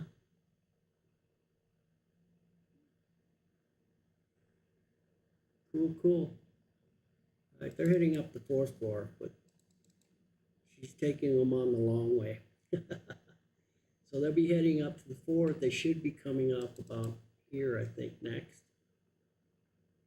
Up this area here. Unless they hang on the 3rd for a minute, but I don't think they will. No. So there they are. Now they're on the 4th floor. Right here is Abigail's room. Somebody's going to notice sooner or later, and they're going to stop and look and point because I have a Raggedy Ann doll sitting on an old wooden chair in there. Nobody turned around and looked yet.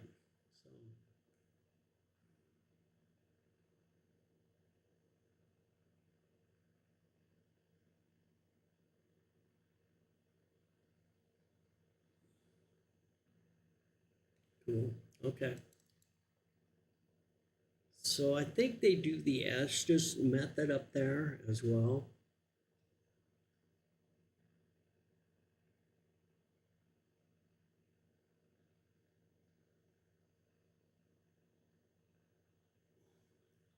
No kidding, right? No kidding. And that's just a third of the group. I think they split them into 3 groups tonight. There's I think 84 people here tonight, plus their guides. So yeah, makes you appreciate my investigations all the more, right?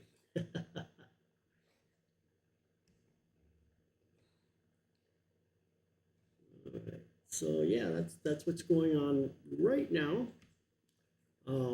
So they're doing an Estes method up here on the 4th floor.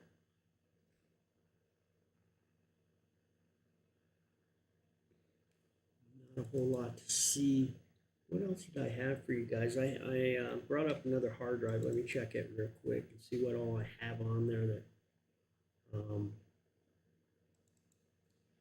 I did video the room that he got scratched in, that little crawl space. And by the way, I'll show you that real quick while we're here, because now I have audio and video down there. So this is the actual room that we just watched the video in. This is the boiler room. And he was crawled back in the crawl space that you see to the left-hand side there next to the hot water heaters. He was back in that little area there, shooting the camera directly across the other side to where she was sitting. And then the stairs in and out the door are just about the center there. As you see the big boiler or furnace there, it sits in behind the furnace. But if that door opened up, you would be able to see it. So let me show you the view that's on the other side of that. So if I close that down, and we go down to the basement, I'll show you that door. So right now the door is ajar right here. That goes into the boiler room. The thing about this door is you have to it wedges close.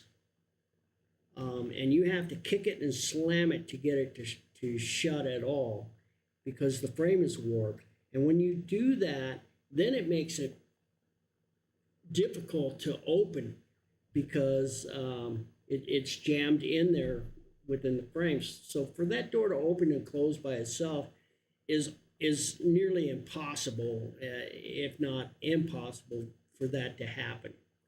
Looks like somebody moved my dryer sheet. I hope not. At any rate, because it's sat there all for a whole year here. Thank you for the biddies there, Sir X. I appreciate it. Awesome. Thank you very much. You know they go to a good cause. I'll just put it back into the stream and make it better for everybody. So I appreciate the help, man. Thank you. You didn't have to do that. That's awesome. All right. Thank you. So not only that can the door not open, if somebody was to push it from the other side, there's like 5 or 6 steps that they would be pushing upward, like at this at a 45-degree angle to try and open that door that's jammed shut to begin with. So it's just not plausible that somebody could do that without being seen. It's again almost impossible. And then you can see right now it's not swinging open, because after the first 4 inches, it starts dragging on the floor, and you actually have to pick up on the door and then lift it up to open it to a wide open position. So there's a number of factors of why this door couldn't possibly open by itself. And so we've had this camera here since Mayhem, and because it opened up, oddly enough, the day before Mayhem by itself, and then 2 weeks prior to that opened up. So I can show you some footage from that, the door opening by itself, because it's pretty interesting knowing that you can't, it just doesn't, there's no way it can open by itself. So let me see if I can find that for you real quick here. I created a folder.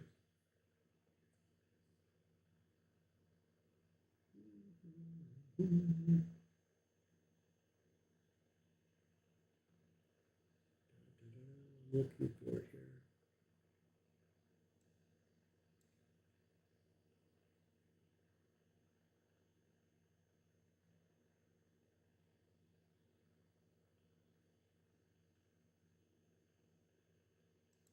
There we go.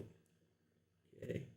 So here's the video I'll show you real quick of the door opening the first time.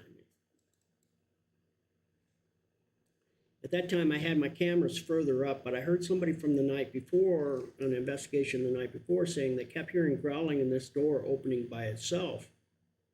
And I said, well, you know, it's possible, but I don't have any proof of that happening. So I moved the camera the next night, and we caught this within 3 hours after it got dark.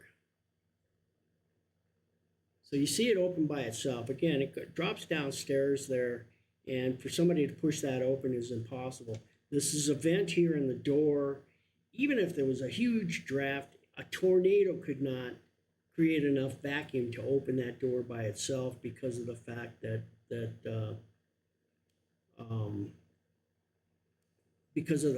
it's vented and it couldn't hold that kind of pressure. So then I moved the cameras back further because I only caught just the angle of these two doors here. So now we have it where we saw this video here. Let's see. Oh, I guess I didn't switch screens, so you guys don't have a clue what I'm talking about. Hang on a second. Sorry about that.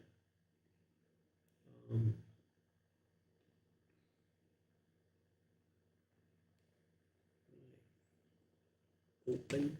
I can move my stuff a little bit here too.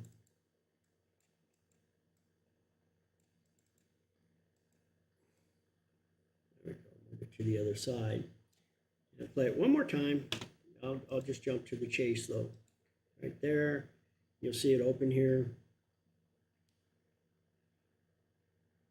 Boom. Okay, we got some people down in the chair room right now. I see them down there. So we'll go to there in just a second here. Switch you over to the live view of what's happening right now. They're in the room with the chair, loading up. Now watch how many people gather in this little tiny room. Oh my gosh.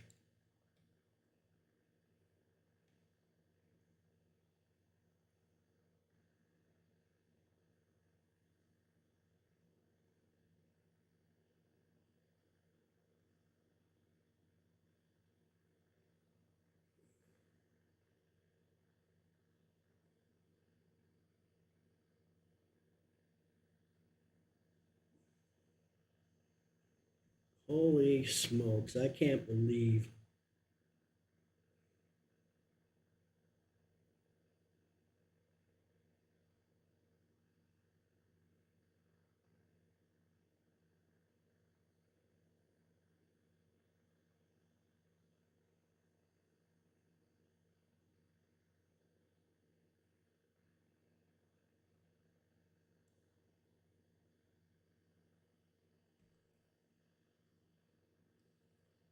Right? A lot of folks in that little tiny room.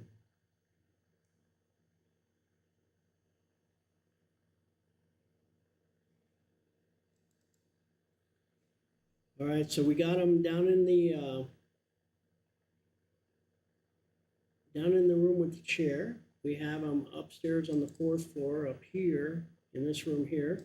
So let them do their thing, and then I'll go back to showing you the video of the second time that door opened.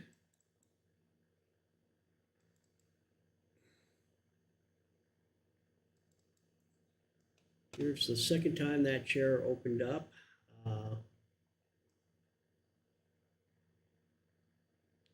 First, second, here we go.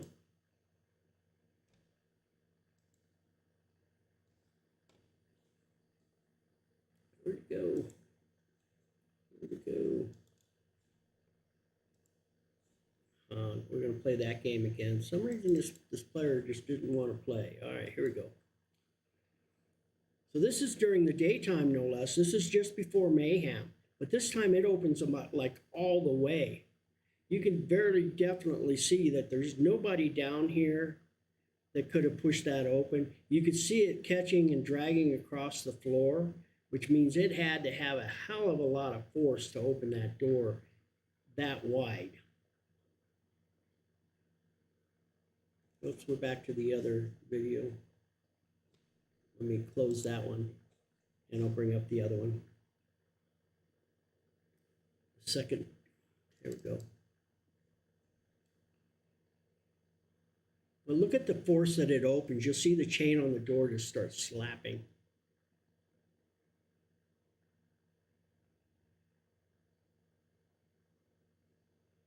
So there's, again, during Mayhem, I had 30 seasoned seasoned investigators, well, at least 20 seasoned investigators here. And we stood there for about an hour, and we all tried our different methods, used our own. Nobody could debunk how that door was opening by itself. It's still a mystery to this day how that door did what we just watched it do. Now, in all fairness, it hasn't happened since we caught this video here. And then you see I got some balls down in the hallway. They're marked with X's, and those are trigger objects. See if they get moved or anything. So that's pretty crazy. That's down in the basement hallway, right here. And they just cleaned up after the haunted house and whatnot, so there's a lot of debris in this hallway that wasn't in there before, because this was part of the haunted house, and they're in the process of picking all that up. So,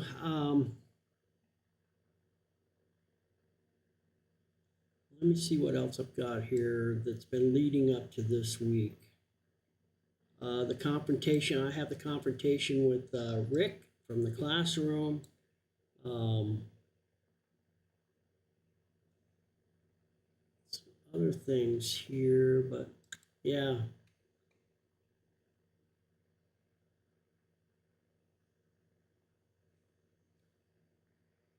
Boy, that fan's making a lot of noise. Something's making a lot of noise. You guys getting that? Sorry, let me try this. Yeah, it is this fan. And then I have the microphone downstairs. So if we hear any noise, it's actually the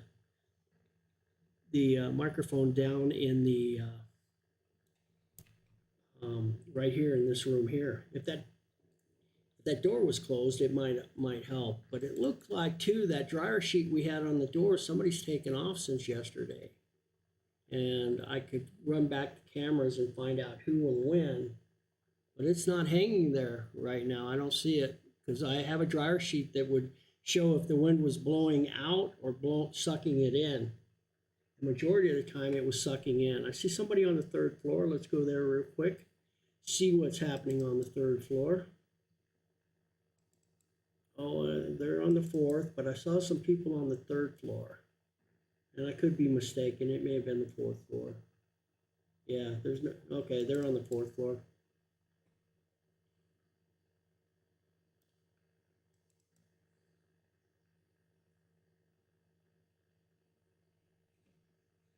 If I can find, let me turn off the audio on that roaming cam because I can hear like that motor running or something. Making a lot of racket.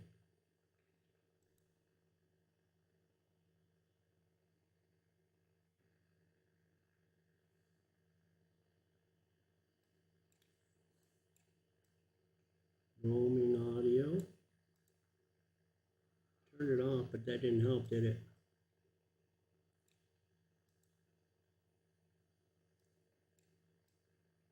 Huh. Alright, some settings that I have to change again tomorrow, but I can't do it while I'm streaming. So, sorry about that, guys.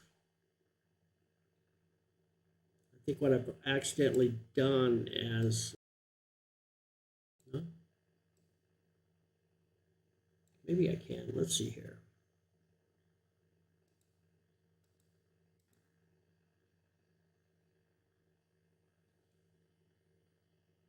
That's odd. I don't know why you're getting all that background noise. Maybe you guys can't hear it. Maybe it's like the echo, echo, echo. Maybe I can hear stuff that you guys can't. Because everything's turned off except for my microphone. So you shouldn't be getting any.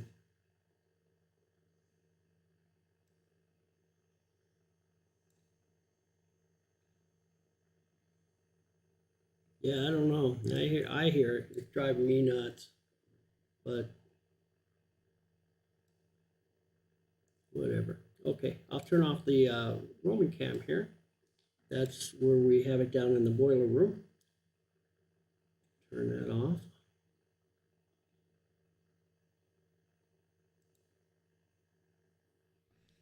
All right. Is that my speaker? I don't know. Just noisy.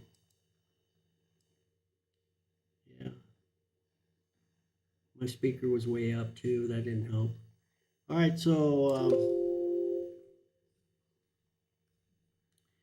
basically, we're not going to stay here as late last night, or as I did last night, because it's really not that different from last night, other than the fact that there's like twice as many more people. And I kind of want to be rested up for tomorrow too. It's going to be a busy, exhausting day. We've been busy as hell here for the last couple of days now.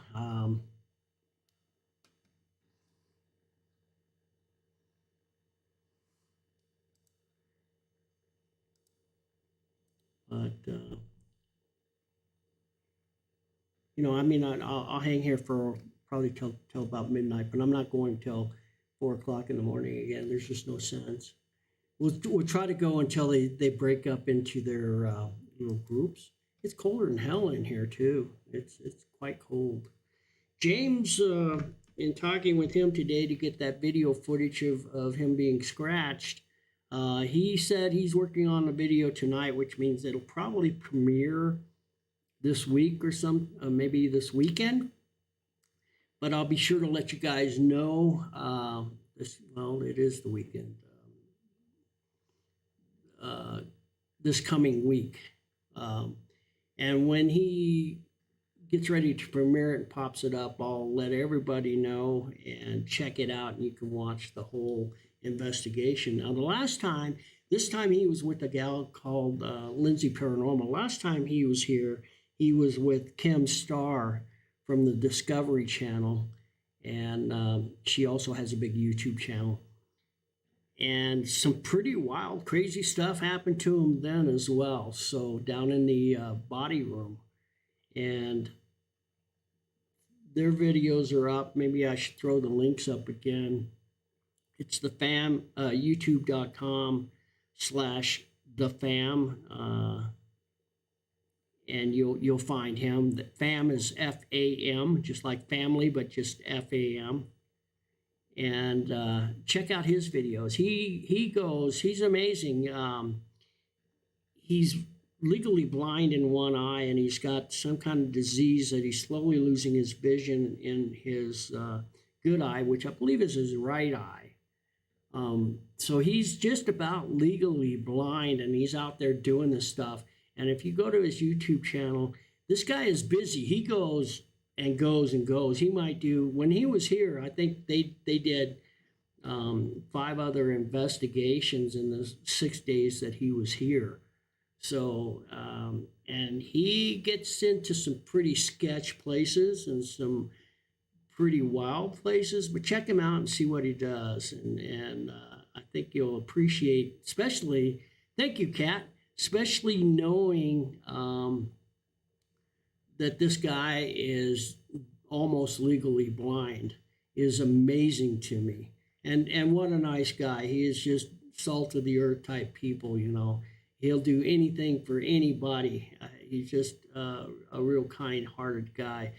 He and Rich Steele, the Steele one on YouTube, and then Omar Gosh, for any of you guys that are YouTubers and into the paranormal stuff. I'm sure you've heard of them, especially Omar Gosh. He's got like 6 million subscribers. Big YouTube channel. They do a lot of things together. And then Rich Steele is here. He was here at my Mayhem event for just a short period of time. He made an appearance and then he had to leave. They had other obligations, but it was nice that he showed up. We'll try to get them back at Mayhem again this year, along with a few other people that a lot of you may recognize. But again, I haven't lined everything up, so I'm not going to start dropping names yet. It should be a lot of fun, though. And then, yeah, so we also did a deal with the Overnight Paranormal YouTuber, Cody and Elton. And those guys were awesome, so much fun. And they did actually 2 nights of investigation. They did one for their fan. It was a meet and greet and a great big to-do.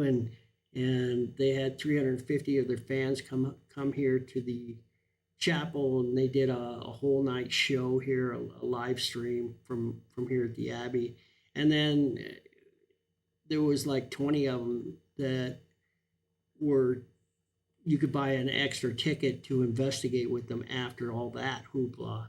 So then they investigated till the break of dawn again after that. And it was just fun being a big, part of that. The first time they came here was just strictly to investigate. And there's Misty. She's texting me, I'll bet.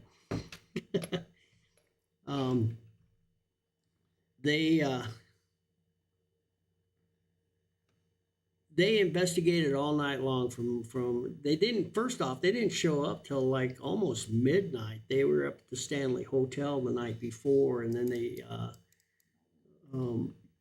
came down from there to here.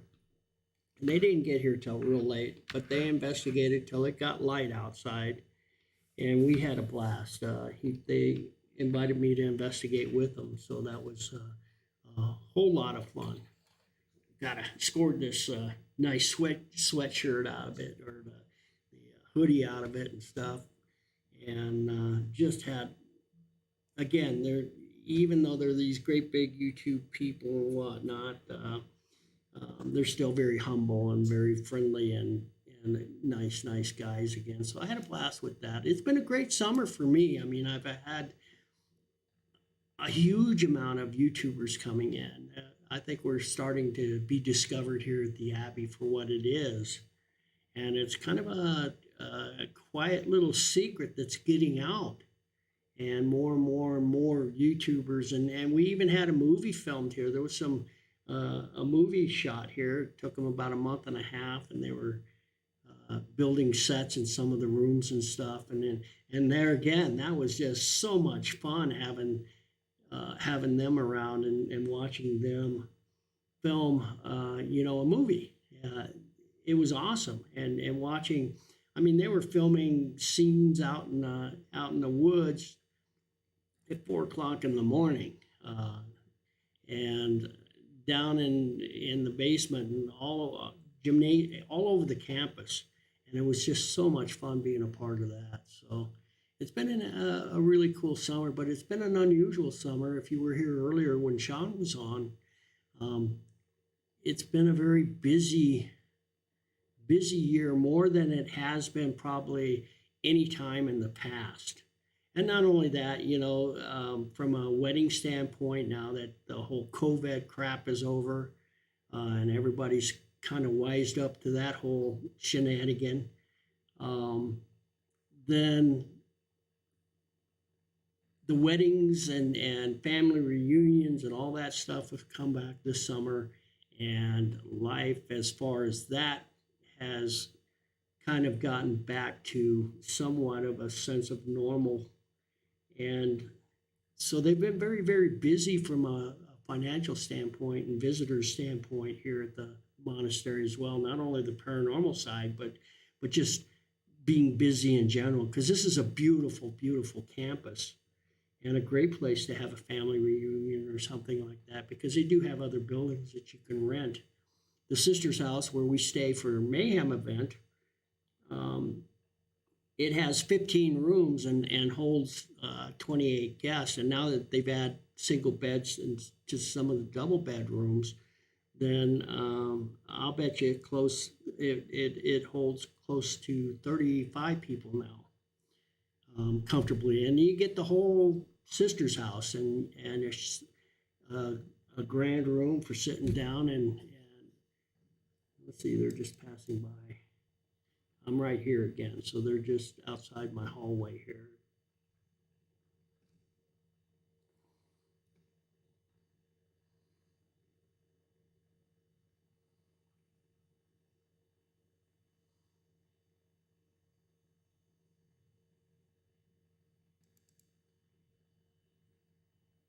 So we'll see them, let's see.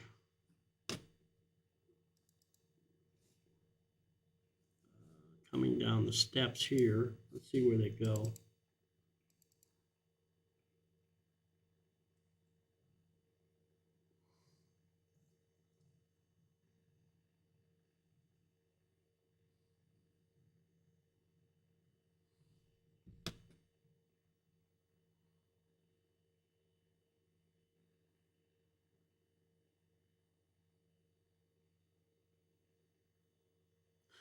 Well, Misty looks like a midget next to that guy. He's pretty tall. What's she doing? She went into the library. Maybe she's grabbing something real quick. See if I can see her in the library. Gotta find the library. There we go.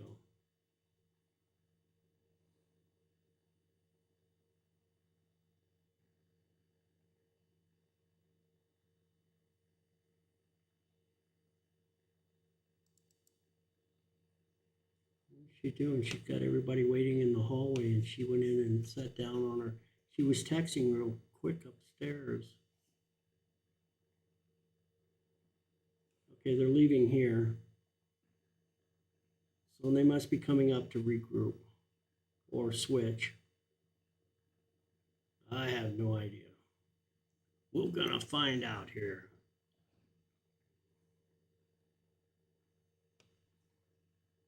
This one's lagging pretty hard too. The scene that you're seeing here is lagging out pretty hard because I see it all here live, and there's about up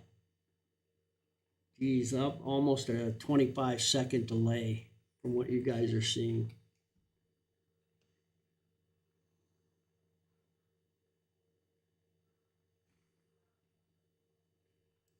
It'll catch up here eventually. Just whatever reason. I hear somebody downstairs. So maybe they're heading down. Let's check the roaming cam and see if somebody comes in that door there again. Let's check the hallway here. Maybe we could see them down in the basement. Ooh.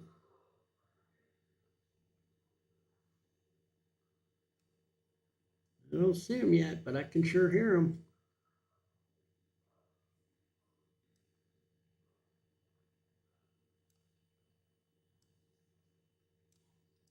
I don't see them, but I can sure hear them.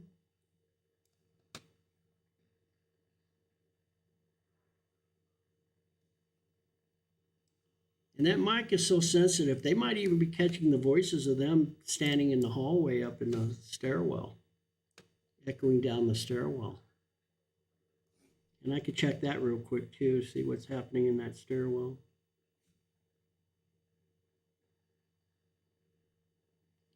Kat, thank you so much. I hope you join us tomorrow or check in and see what's going on. I appreciate everything you do. Thanks for all that dedicated stuff that you do for me. I'm amazed. sleep well, and yeah, I'll see you tomorrow, hopefully. Good night.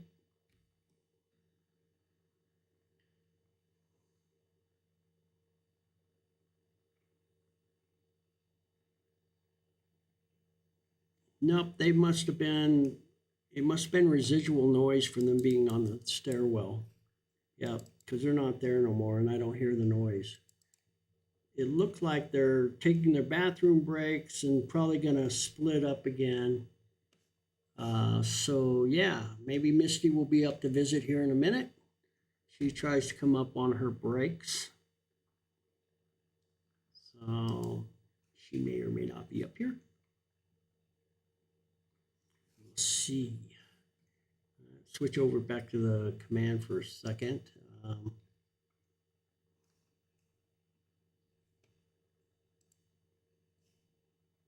Uh-oh, I shut that camera off accidentally. Oops.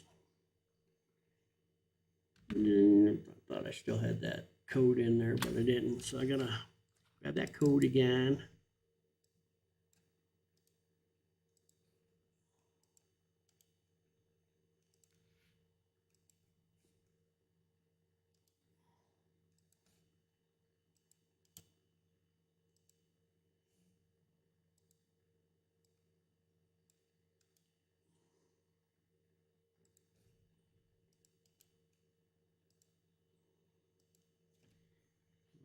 Um,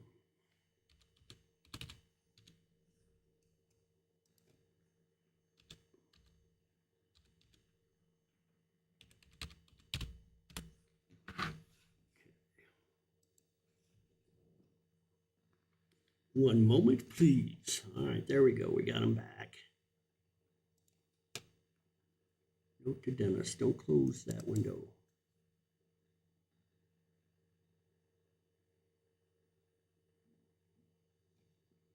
Yeah, some other group was over at Oolathorn Hall because I see them coming in the back door now.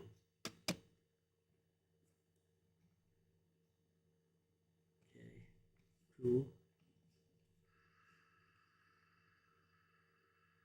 Okay, you hear that noise. That's actually the toilet being flushed in the men's room. Everybody was mistaking that as a growl down in that boiler room. That mic is super, super sensitive. It's really awesome. Okay, there went the... So I've got another one ordered because I had to steal the one off my roaming mic or roaming cam, which we'll be using tomorrow. So I'll have to take the one out of the boiler room and put it back on my roaming cam so that... shoot. I'm tired. So that I can get it going for you guys tomorrow when we do that cleansing. I want you guys to all see as much of that as you can. Be a part of that if you're interested. So let's see here. There we go. I don't see anybody. Yeah, so they're just taking their breaks now and then warming up a little bit, getting coffee and some snacks and whatnot. And then I don't think that's early. It's still kind of early for them to do their free roam, but you never know. Sometimes they do it earlier and allow them to do their own thing. In which case, then it's not so, it's a better deal for them because then they can split up and spread out. Even with this many people, it's really hard. Like if they, you get a couple of people go upstairs to the fourth floor, about the time they get set up and start doing an EVP session, then you have another small group come through and they're wanting to do something on the fourth floor but to try and capture any kind of real evidence, you don't know if it's somebody walking in the hall at the opposite end or somebody in another room doing something. And so it really is not conducive to an actual investigation, but it does give you some experience. And there's a lot of people that would prefer to do it this way and be with a larger group, whereas opposed to what I do are the smaller groups. And that way you have more room to to actually investigate. If you're a serious investigator, come see me. If you're just out for a good evening out, got the family with you, or you're just kind of novice and not really heavy duty into the paranormal, then go see them. And they also provide you with equipment that you can use if you don't have to have your own, as well as I do. You know, we most of the investigators I work with have their own equipment, but still, I have stuff that maybe they don't, and you're welcome to use my stuff. Or Shaun has more equipment than I think a lot of ghost hunt stores. I mean, literally, he's got 10 cases of, like, he's got 6mm and 3 REM pods and ridiculous amount of equipment. I mean, but he would hand them out when he had his own team. Why, then he would hand that equipment out to his team, and he spared no expense. He spent a lot of money on this equipment, so he's got a plethora of all the toys you want to. Now, one thing I'll tell you about Mitzi, let me switch the view here because I'll kind of show you what she's doing. She's building REM pods, but very unique REM pods. Go to the commands, get a little light on the subject.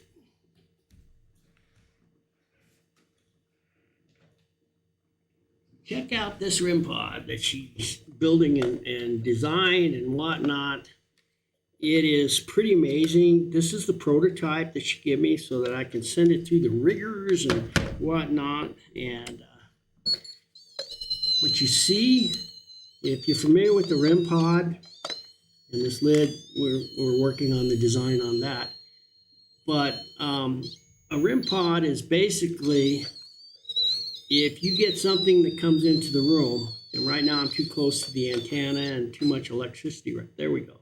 So if something passes within the antenna here, it sets off the REM pod and lets you know. I'm not touching the antenna, I'm just getting close to it. So cool. So this is exactly how a regular REM pod works, only she's got, and right now, for some reason, it's got a little music box and it plays, but we've been having issues with that. Again, this is just a prototype. It'll probably start off here a second. I think it's a loose connection here. I haven't had a chance to tear it apart yet. Let me see if I can get it to work anyways.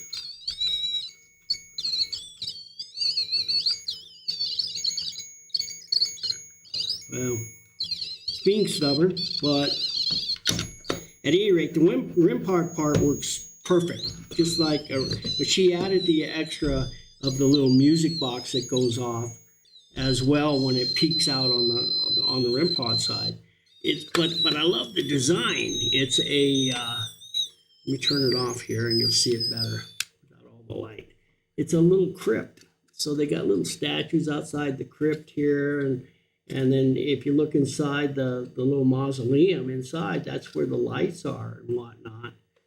And an on and off switch to turn it on to make it work and whatnot. But what a cool little design, you know. So again, this is a prototype. She'll be putting these out.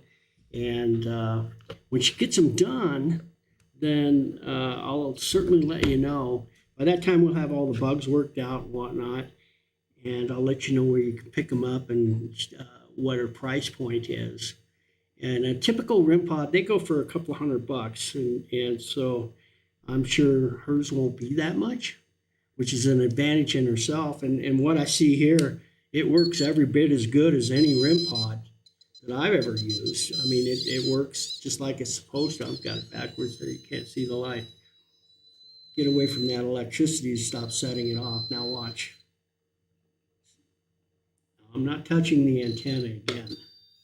but you can see it lights up just by getting close to it. So pretty cool little device there. Excited to see her doing that. I hope it works out well for her. Everybody I showed it to last night that I introduced it to loved it. And I could have sold a dozen of them last night if they were ready to go. So pretty cool. Pretty cool. Just thought I'd show you guys that. So stay tuned in, and I'll tell you when those things are coming out. Next week, one of the things that I did order this week from Amazon, and we'll be doing it more of a little how-to workshop again, probably maybe Wednesday or Thursday. It depends on if I get on all the parts, but we will be building a Spirit Box portal from scratch. I got all the parts and ordered them from Amazon. They'll show up Tuesday and Wednesday with the last piece coming in on Thursday, but I don't have to wait for it because I've got another. It's basically a cord that I already have one of. I just got an extra one. So I'll show you how to build a portal. And if, portals for the one I have was about $800 to buy. And with the Black Friday sale, I was able to get the guitar pedals and everything for one of them 30% off, and the other one, the amplifier, I got 30% off. So between everything all the money that I saved, I was going to buy a different amp, but with the money that I saved, I turned around and went ahead and spent it for a better amplifier. So I'm kind of excited about that. Unlike the one that I have here, this one is like, it weighs 10 pounds. And after you lug that around for a while, it gets heavy. But not only that, it has to have electricity to play it. And then it'll only play an SB7. The one that I'll be building is battery operated. You can actually keep it charged while you use it, using a little phone charger auxiliary. They're about the size of your phone that you can plug in a battery pack, I guess, auxiliary battery pack. So if you plug that in, you get to take my little device anywhere you want to go, and get up to eight hours worth of use out of it, or more, depending on the size of your battery pack. And so I'm excited about that, it being more mobile. It's going to be a lot lighter because the amplifier that I got isn't near the size of the one that I have here as far as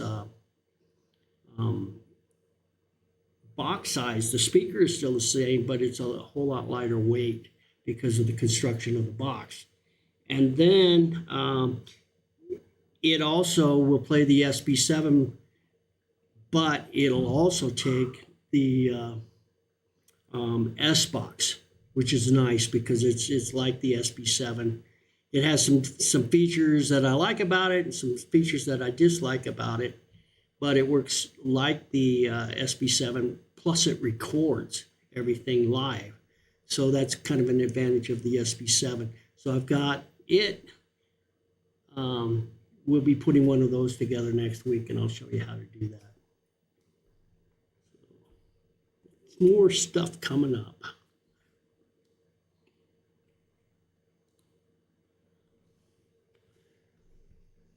All right. It looks like they'll be splitting off here pretty quick. They're all still, I think half of them went on down to somewhere else, maybe Hulathorn, I keep thinking, but I don't know when they do that. I think I'm going to wait for them to get going again, and now I'm going to get out of here. It's been a long couple of days here, and I was here till 4 o'clock this morning, and then, there's an event happening at the event center. Typically, the noise around me doesn't bother me, but boy, they got started at like 7 o'clock this morning, and so I didn't sleep too well all night long. This and that. How are you? I'm good. I'm frozen. You're frozen? Yeah, so it's warm in here. I know it's warm in here. Yeah. Hi, people. I thought, I saw you texting and I said, I bet she's gonna text me up on the fourth floor. I actually was gonna, and then all of a sudden people started coming out of the rooms. I was gonna tell you, yeah. I gotta come warm up, Dennis. Yep, well, we did our Shaun thing and got all that. You'll have to watch the VOD later. Oh, awesome. That's Camp Paranormal.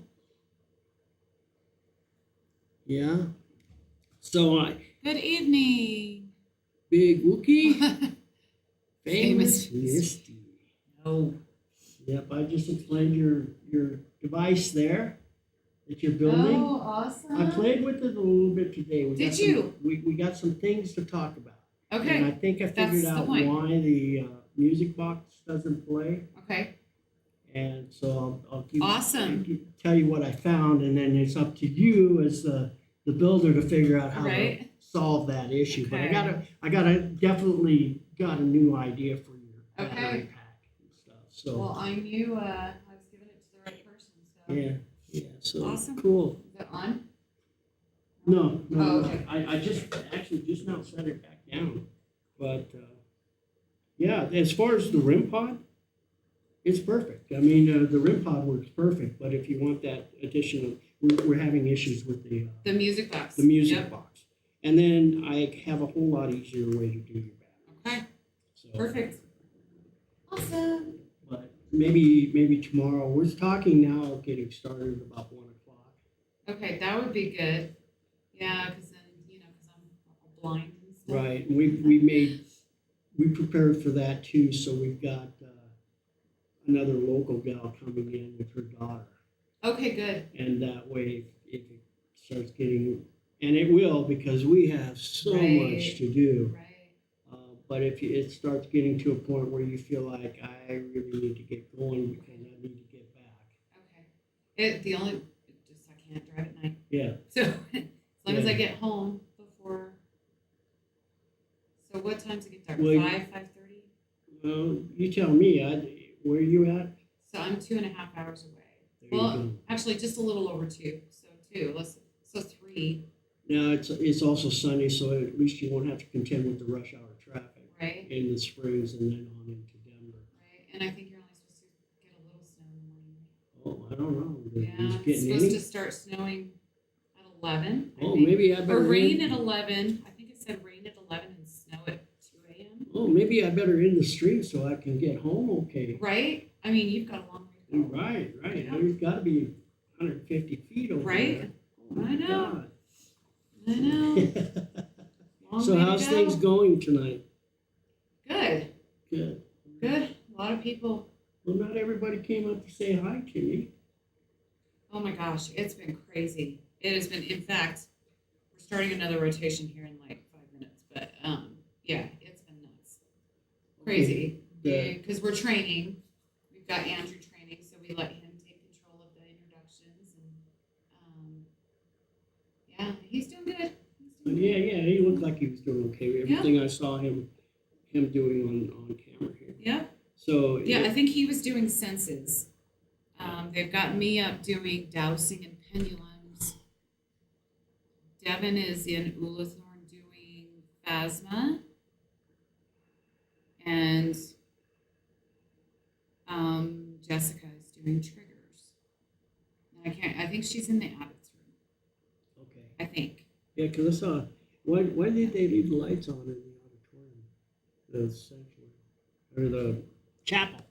Oh, we were in there. We did our introduction in there. It's easier to hear because our voices don't carry. And with the lights on, that helped. And with the lights on, yeah. And Makes you then- hear better. Right, I know. Well, we have to see our little notes. Oh, I see. Okay. Yeah, so Okay. we have to be in the light, and then we turned them off, and we did triggers in there. Okay. Yeah, or maybe Jess did phasma as well. I think Jess did phasma because we did triggers in there as a group. We had everybody in there. Were and you we did doing triggers. Estes up on the 4th? No, they had me doing pendulum and dowsing. Oh, okay, because y'all went into the big room. and Yep, Not I one explained- person looked over to Abigail room. Okay, that's one of the reasons why I came up here. I've got a gentleman that caught a little girl moan Oh, really? in her room, yes. Nice. And so, but I didn't want to send him here to you without talking to you first. But if you want, I'll have him come show you. Yeah. He's got video and audio of that. Yeah, you can. Does He asked everybody what her know that I'm dolly's here? name They was. just don't necessarily know where No, I'm we at. actually tell you. Do you not see us all wave when we're doing I see introductions? people. I see people. So if you watch the library or like the chapel, when we tell them about you, we have everybody turn and wave to the camera at you. Oh, really? Yeah, Okay. and we tell everybody, say hi, Dennis. Yeah, so, yep. And we actually tell them, I think they just don't want to bother you. But I mean, if you don't mind. No, I always talk to them, and like I say, last night I said, "Come on in, you can come in." It scared the hell out of them. They literally went running away and That's went so up to the funny. third floor. Well, my next group, I will tell them if they have any questions as far as the Abbey goes. You're their man. Yeah, because I'm just hanging out. I don't care if they come in. Okay. Everybody kind of likes to see, Yeah. you know. Well, Right. the one gentleman, I'm going to have him come show you that what he caught. Now, did you catch it on how did he catch it? Like an old camera. It looked like an old camera. Oh, cool. Yeah, and he was recording, like an old, it looked like a Mendoza. I could be way off. I don't know my camera, so. Yeah. Okay. Yeah. Yeah. Check it out. I'll put it in on if we can download it. Hell, I'll add it to my evidence. Okay. Yeah. All right. Well, I'll go get my next group and go back up. Coolio. Before- All right. Say I guess goodbye, I got- everybody. By the way, it's her Bye. birthday. It's her birthday. She just turned, 30 again? Yes. 30. That is why I love this guy. Bye. All righty. See ya. Oh, push, not full. I should have that by now. All right. I'm thinking it's about time for some popcorn. The REM pod, yeah, that is awesome. It's pretty cool for sure. Yeah, so she's the one that's building them. I think it's an awesome idea. And everybody needs a side hustle to make money, and that's a pretty cool little side hustle for her if she can make it work. So yeah, pretty cool. I love seeing people do stuff like that. That's, taking the initiative to actually try stuff, And I've always been that guy. I'm not afraid to fail. To fail is never to try, And I'm a risk taker, always have been all my entire life. I'm not afraid to, except for food, It's like, I don't need to eat cauliflower to know that I don't like cauliflower. That stuff, no. But yeah, you get me to go into a building I've never been in, a state that I can't even tell you where I'm at specifically if I did get in trouble, and run into the building at 2:00 in the morning. I don't have a problem with that. But don't make me eat cauliflower. Even broccoli. I'm not a veggie fan. I'm meat and potatoes. And lately that isn't so great anymore. I just, but yeah. Interesting, right? So it's always fun to see people that are willing to try things and do things and step out and go out on that limb and yeah, you know what? If you fall and it doesn't quite work out, get up and do it again. Just keep going. I like that attitude, and I like out of the box thinking too. So, I do a lot of it here. I build shit that I've got something I can show you that I made for my stream when I'm streaming in the RV that keeps all my hard drives together. It's got its own electrical thing. I built it all from scratch. I was laying in bed one night and I'm thinking, I got to clean up that dinette set in my RV because that's the only workspace that I've got, but it's the only place that I have to eat or do other things at. It's the biggest, flattest surface I've got in the RV, so I've got to be able to move stuff around. Well, streaming, I've got lighting, I've got 2 monitors, I've got my laptop, I've got 8 hard drives that I can pick and choose from as I'm streaming. I've got all my microphone, all the stuff that I have to stream, and it cluttered up the whole entire table, so that when I streamed, I have to put and set up all that stuff all from scratch again. And then after I was done, I would have to pick it up and put it away. And it was a constant pain in the butt. Now I have it all in one neat little solid little case that everything goes together. I slide the cords away, they go away. My lighting and stuff are on swing arms. I move them out of the way. My laptop, or my one of my monitors, I just swing it out of the way, and it works out pretty slick. And I can clear the table in about 45 seconds, or I could be ready to stream again in about a minute. And so I have to show you that. But that was the mother of necessity is the mother of invention.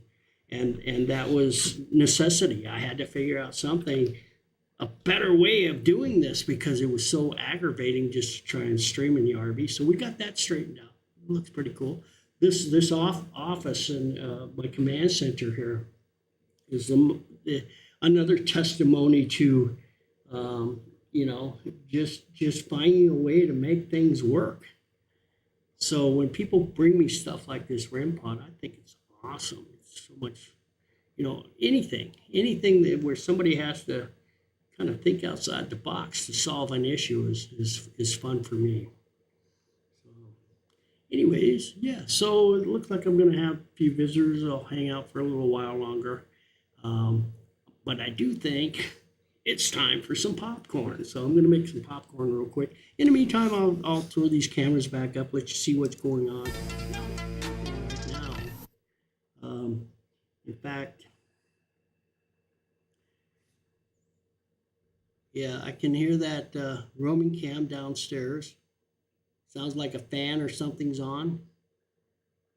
And that's just coming from the microphone down in the boiler room. Everybody's pretty much gathered in here, getting warm, getting some coffee and snacks before. I think they're going to do a free roam, but she said too that they were getting ready to start another group. So generally, they'll go to about midnight and then they split them off, but we'll see how it works. Meantime, watch the cameras, listen to my popcorn pop. I'm going to have a snack real quick.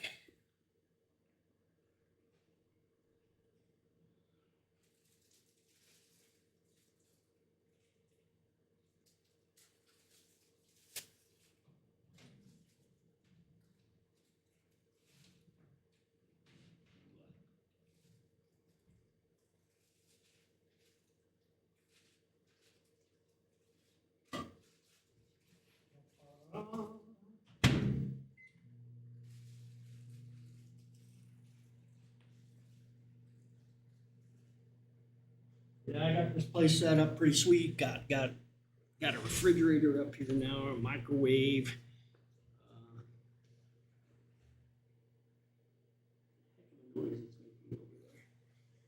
So yeah, it works out pretty sweet.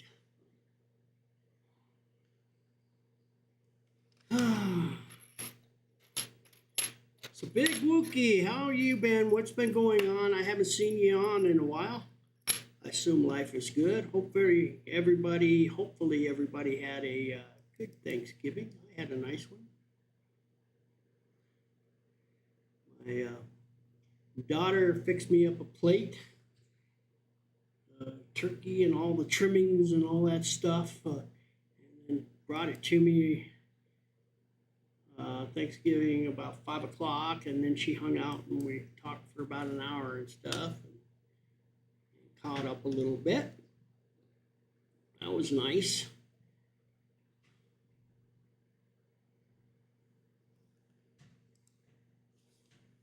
That was nice. Sounds like my pan is scraping in there. There we go. It's popping. As you can hear in the background, maybe. All right.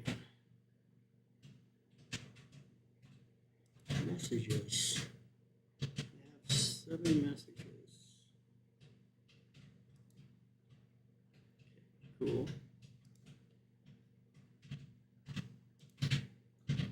All right. Meantime, I could show you, while they're down here, a deprivation session that we did using a different method of the Estes method. And if you're not familiar with the Estes method, it's where somebody will listen to noise canceling headphones and listen to the SB7, and they then call out what they think they're hearing being said to them through the headset, right? Meantime, you got somebody sitting off to the side who asks questions. And then we try to see, and they can't hear the questions because they got noise canceling headphones on. They can't hear the question. So hopefully they're giving correct answers through the headphones. They're getting correct answers to the questions that you're asking. And we got some people out in the hall there. There we go. They're saying, smells like popcorn.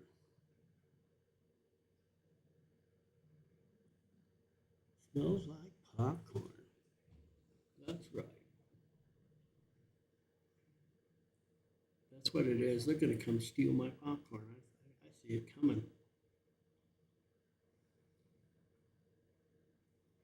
I can see it coming. So, doing the Estes method, typically there's one person listening. So, the gals from Prism Paranormal, that's PRISM, Prism Paranormal, came here and on a Thursday night again, like 3 weeks ago, and they brought this little device used in language schools where you could plug in like 12 sets of headphones for teaching different languages and whatnot. And so, like, as one tape was being played or one MP3 or something was being played, 12 students could sit around and listen to it and do their language lessons. So they found this device that at Goodwill, and they went ahead and bought it, and they were trying it out. So they had 3 of the gals plugged into the same SB7 so that they would all 3 hear what theoretically should have been the same answers. And then they had me asking questions. So I've got video of that whole session on my YouTube channel. And let's see if I can bring it up here real quick. YouTube.com. There, I hear people down in the basement. So we may switch over there real quick. We Boondock is my channel. Oops, Boondock, yeah. Oops, back. CK. We Boondock. Turn that up real quick, and then we'll go to that in a second. Let's see what's happening downstairs. See if they are indeed. Yeah, they're passing the doorway right now as we speak. Yeah, that's the voices we heard as they were passing by there. Got there too late. Now they're also up on the 4th floor again. So I see them loading into here.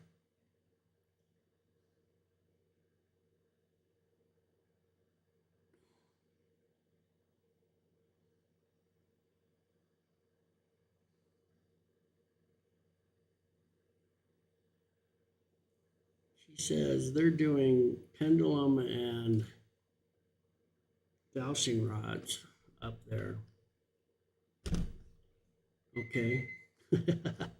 All right, let's see here.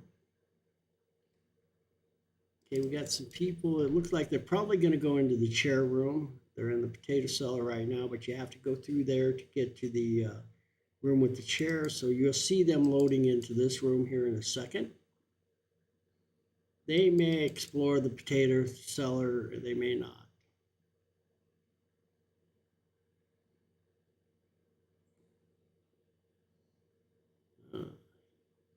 See some lights. So they're getting ready to come in this room, I think.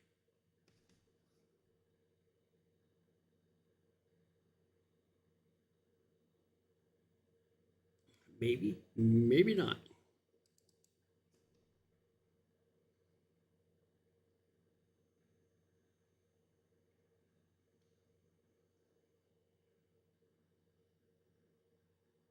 I don't know where they're at right now. This is all the basement cams, so they may wander on through the kitchen and end up over here in the slaughter room. I don't know.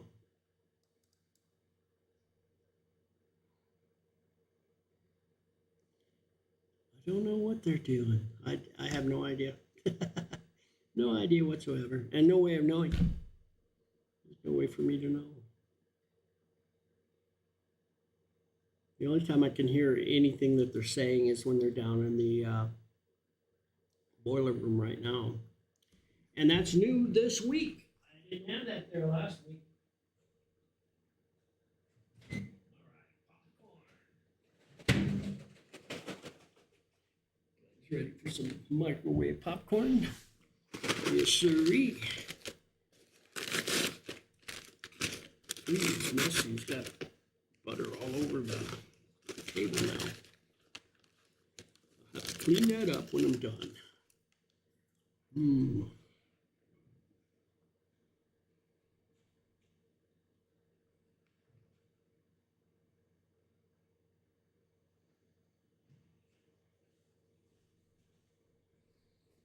All right.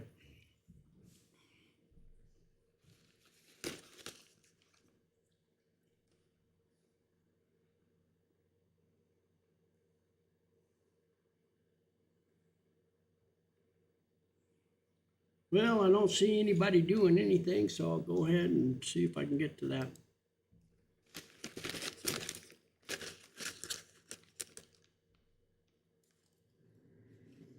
All right, guys, we're here in Coffeyville, Kansas. Currently, so this is the deprivations session that we were doing. So I'll play a little bit of it just so that, whoops, just so you can see what we were doing, what we were up to with the girls from Prism a week or two ago. You may have saw it, but this is the edited version, and it's a whole lot cleaner and easier to watch and whatnot,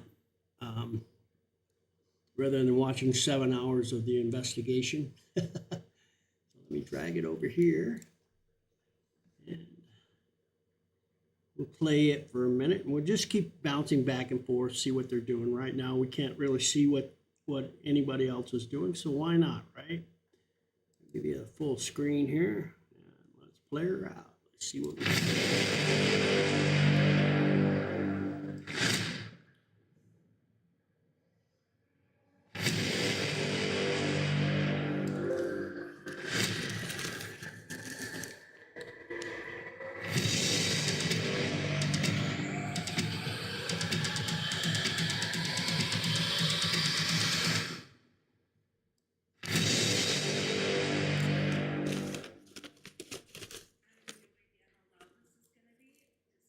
Okay, what are you doing one more time? We all have our headphones plugged into this device right here, which allows a single sound. Can you guys hear all right, or do I need to turn it up? Okay. So we're just gonna fire the Phasma box and try a triple deprivation session. See what happens. See if you guys get like the same voice or the same sound at the same time. And that device you got from the Goodwill store, or picked up at a thrift store or something? Yeah, it's used How for cool is that? language class, so multiple people can learn from one audio. Is there a name on the box or anything? It is an Emax Stereo NE-8OS-AV. There we go, for all you inquiring minds.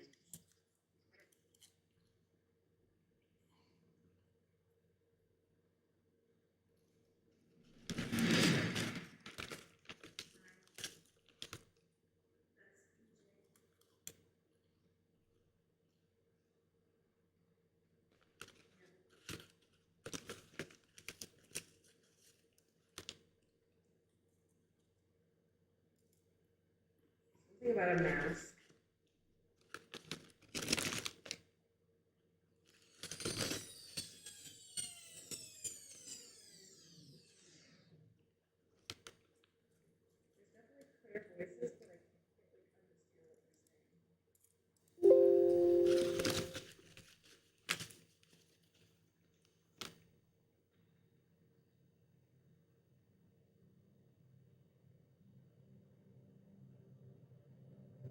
Research.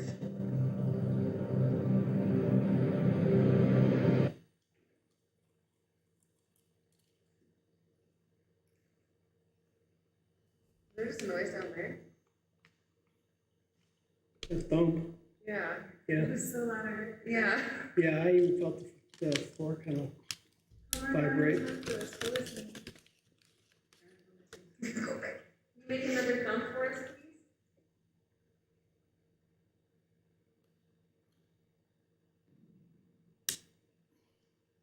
Building noises or is that something? Thank you. Well, this building has had 100 years to settle. It's not settling anymore. It's funny because when you're on that end, you'll hear the noises on this end. Of course. You know, that's how it goes. So. Alright. Are there any of the children up here? Come on and see what they're doing. You don't have to be afraid. They like this kind of stuff. They're curious. Yeah. There's a cat ball. If you touch it, it'll light up pretty colors.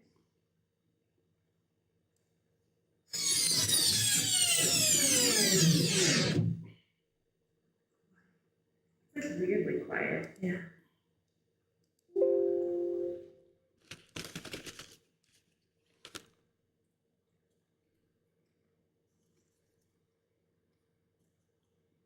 I don't think I've ever heard it be this quiet before. Me neither.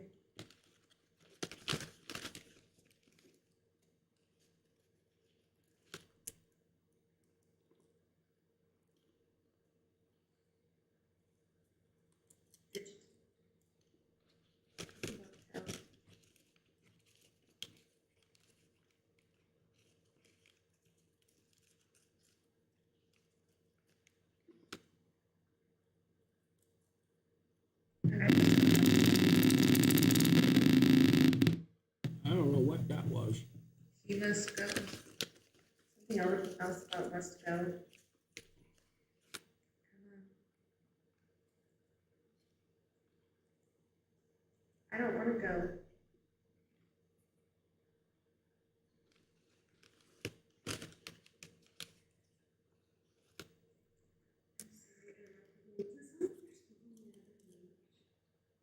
It's clear, but I can't understand. That's what it is. It's like the voices are so clear, but the words are not. No, okay, I can hear. But yeah, I just wanted to. Does that, or is there a way to record? Are you recording what you're hearing? Unfortunately. Because with that device, is it possible that you could rig it up so that you could record it at the same time? Recorder. You should be able to. If you've got a headphone jack for your, I hope it's okay. I'm stretching out this cord. Oh, yeah, 100%. because I used to do that with the gas feld experiment where you put the golf ball things in your, Right. and then I said, well, no, wait a minute. If these guys are hearing these sounds through the headphones, Yeah. how do we know that they're hearing those sounds and it's not something that their mind is manufactured? Yeah. So I rigged the headphones up with a microphone so that I could hear inside the headphones what was going on too. I don't know.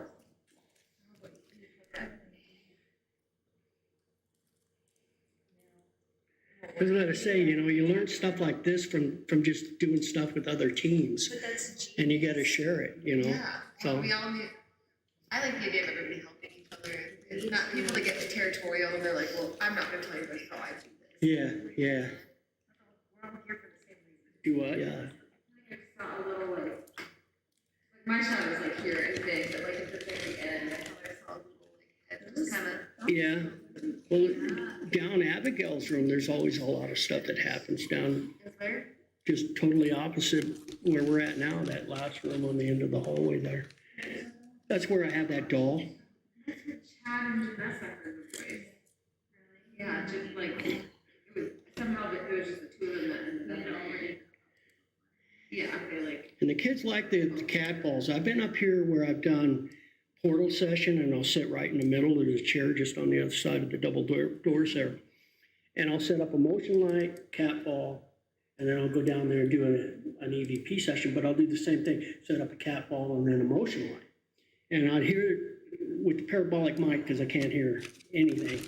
But even on my Twitch stream, when I'm streaming and I got my Roman cam, which picks up audio from my audience, they could hear the kids' feet scraping the floor. They could hear them laughing and giggling. They were the ones that told me, listen, they're right there. I told them to come down the hallway. This motion light goes off. They hang out for a few minutes, and then all of a sudden the cat ball goes off. I said, well, you don't have to be afraid. Come on down and join me, see what I got. But if that's you, you got to let me know for sure. So will somebody go set off the motion light at the end of the hall on this end? And I didn't hardly much get out the words, and that light came on at the end of the hallway. Let's try it again, and then I think we're gonna hear any questions that you ask, but will you ask some questions? Will I? Yeah, yeah, Okay, cool, awesome. yeah. All right. We'd like to talk to you. Dennis is gonna ask you some questions, and we're all gonna be able to hear you. Hang out together, okay? Hey, everybody, I brought my friends with me tonight. I've got Aaron and Audrey and Holly. They're all here to visit you. Can you come play with me tonight?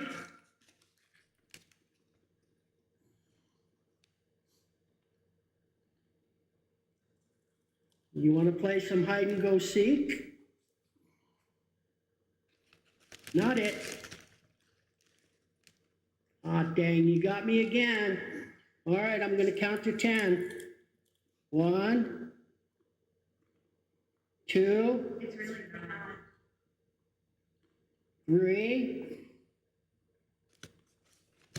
4, 5, 6,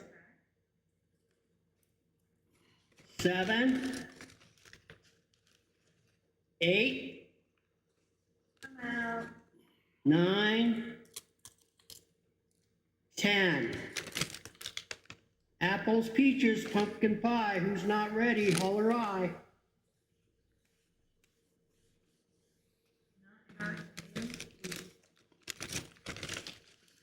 Hey, I'm gonna come look.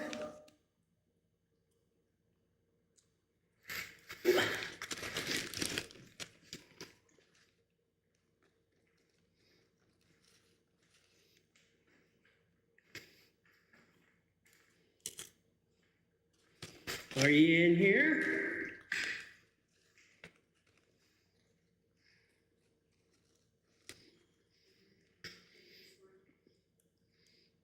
Is Abigail playing? Are you hiding in here?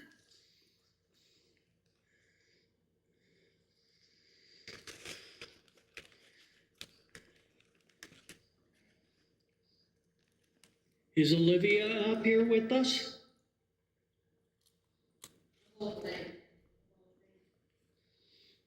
Olivia, you want to play?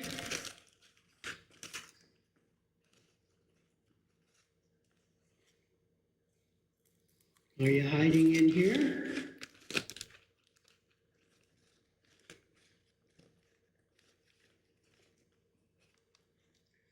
All right, well, you guys are pretty good hiders tonight. Weird say song is the list. Ollie, ollie, oxen free.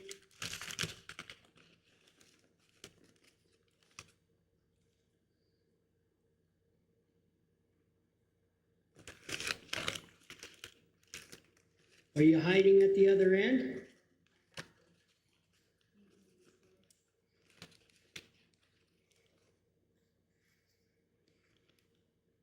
Are you hanging out with Abigail?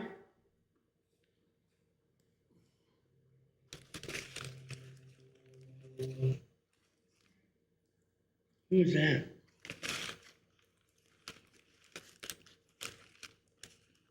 I hear somebody talking. Anne? Name's Anne. Mark 15:30. There's like two people that were having a little conversation.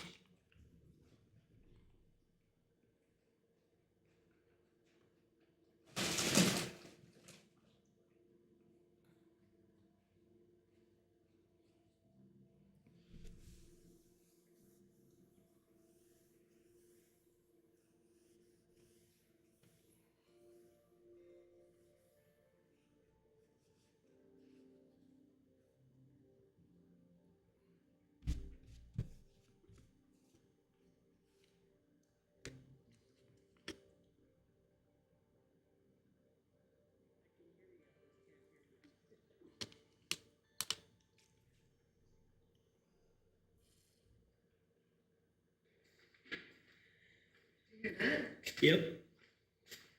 Can you make that bang for us again? It's like almost it sounded like.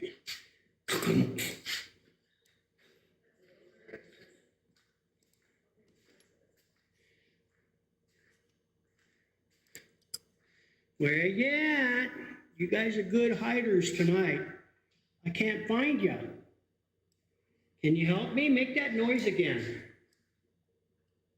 Where you at? You guys are good hiders tonight. I can't find you. Can you help me? Make that noise again. Where you at? You guys are good hiders tonight. I can't find you. Can you help me? Make that noise again. They said, we'll see. Well, we'd love to find you.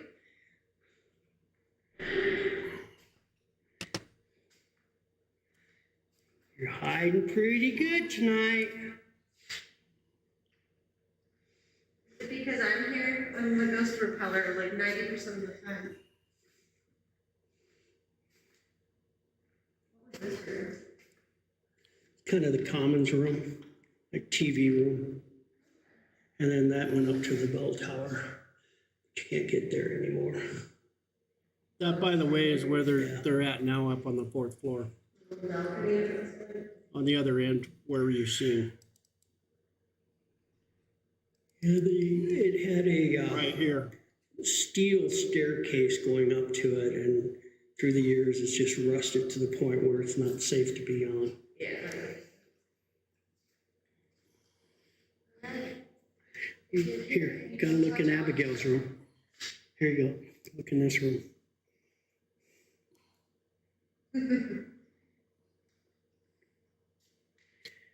Someone's here, can you move the doll? So that's in this doorway right here. See. Yep, you still got your Tootsie Roll. Finish that one and I'll bring you another one. And you know the story about this room, right? There was a Department of Corrections officer here. They were doing closed-in training. And then the following day, he came in and a bunch of his friends were taking pictures. So he's standing against the wall about like this. The person that took the picture was obviously standing about where you are at that doorway. And they took the picture, they didn't think nothing of it, and they left. And of course, they go through. I think I do. If there's like someone in the picture. Yeah, then Yeah. right behind him was that shadow figure of Abigail in the little bonnet, the dress, and something to play with your hair. Yeah. Cool. Cool. Yeah, That was- just letting you know she likes your hair. Well, you can come play with my hair. It just felt like a spider, so it started. Oh, yeah. This is where the one gal got scratched the same night that the guy got scratched down in the boiler room.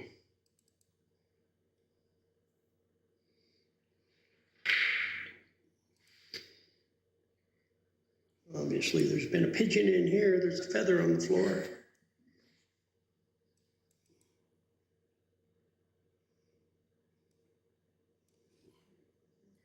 Pause it here for a you second. see I've left toys for the boys and the girls everywhere. Little Hot Wheels cars over there. And I'll show you that picture I was just referring to. I have it handy here.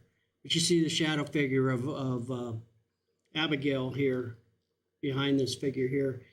It's about 10:30 in the morning. You can see that this is faced to the east. Oh, geez, why is that showing there? Hang on a second. Let me get rid of that. There. Good, I could see it, but you couldn't.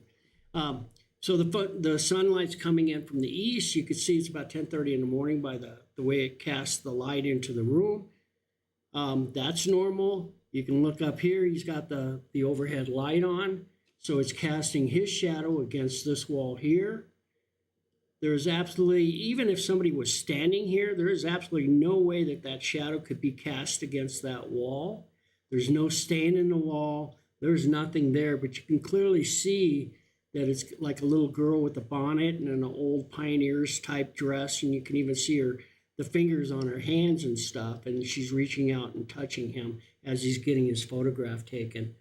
So this was captured. Nobody even knew it for several months, and then he was going back and looking in the pictures, and somebody pointed that out to him. So that's the story with Abigail's room. And right now they're up on the 4th floor. There's a group of them up there. So I thought you guys might find that interesting.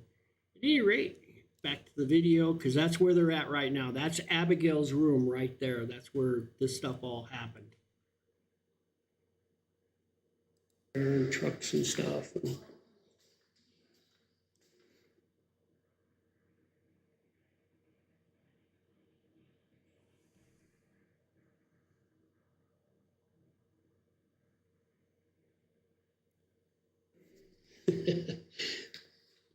The words are so clear, they're just not in English. Yeah, I swear they're not. Well, I think I heard like a full German sentence. And it might just be my head trying to like make sense of sounds because I know a little German, but it sounded like German. It's weird, like, 'cause it's not that weird phasma-y, like, whoa, it's like there's words, but I'm like, what are they? It's almost like they're in reverse. Well, remember when we were at the Pueblo Heritage Museum and we started getting Russian coming through? Too bad I wasn't there for that. That was amazing, and we were by a Russian biohazard bomb suit exhibit. Yeah. Find some way to run an actual spirit box through a guitar pedal through this, it might elevate the experience. Really cool. But It'd I'm also be actually, really cool to try running that, the Phasma box through an amp. I have to get to. So even on weekends, we could come up on Saturday, like during the winter? during the wintertime, yeah, and most of the time there's nothing going on. There's, I don't care how. I mean, just call me. It's a whole lot easier to get dates. Yeah, all right. Here we go. Do you guys remember Chad? He says hello. Chad Lindbergh from Fast and Furious was here. Can you tell us your name? Fast and Furious, and he also was in the Supernaturals. Olivia, are you here? Just let us know if you are. Olivia, did you touch Erin's hair down there in Abigail's room? Who touched her hair?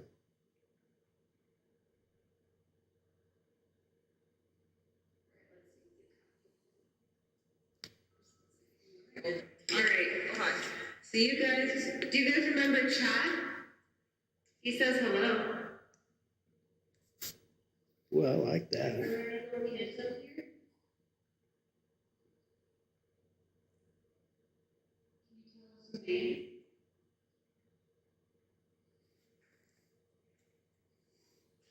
Olivia, are you here?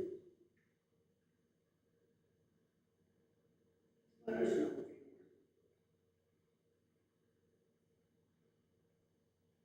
Olivia, did you touch Erin's hair down there?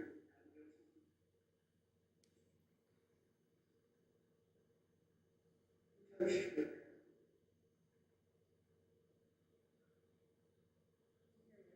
All right, let's see if we copy this. Right after that last What did you hear? I didn't. very, very faint Something. Words. All right. See, guys.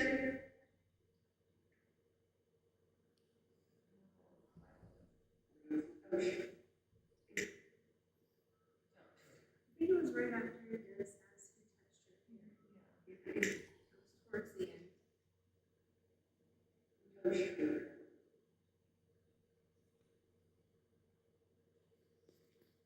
All right, let's see if we copy this. It might have been, I thought it was after just let us know. We'll go ahead and finish this. That's awesome. To amplify Thank that. you so much. We heard you in your little giggle for the whole way. We appreciate you talking to us. We'll come back and visit soon. You did a good job. And I said Annabelle, I meant Abigail. Abigail. Yeah. MC Abigail.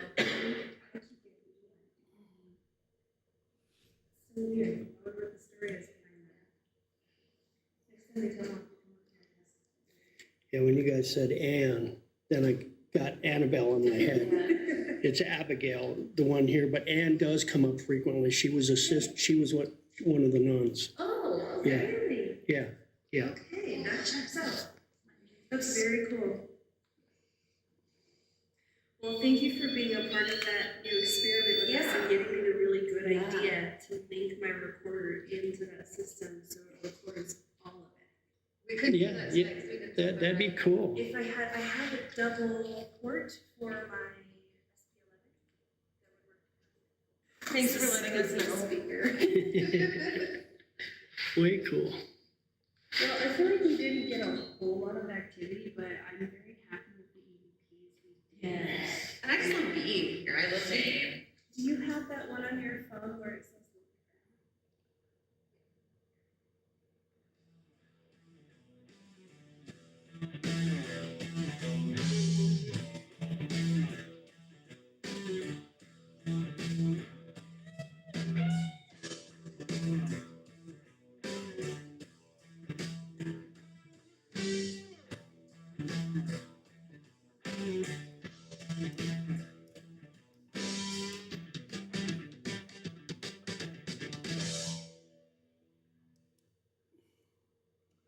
So there you have it. That was the deprivation session we did with Prism Paranormal about 3 weeks ago.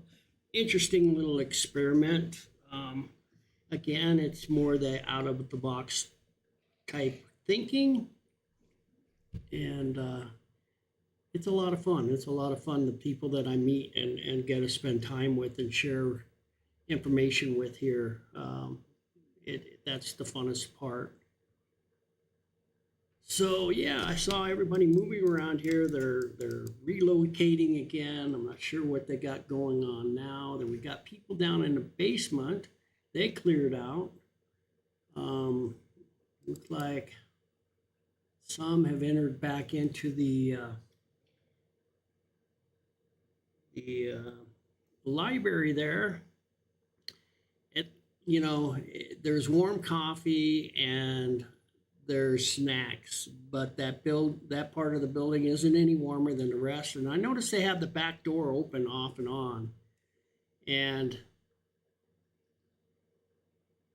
that's just letting more cold air in. So if it's not equal to or matched to the temperature outside, then they'll do that by leaving that door open, so that people could go out and have their smokes and come back in and stuff without getting locked out. I understand, but I would close the door at least.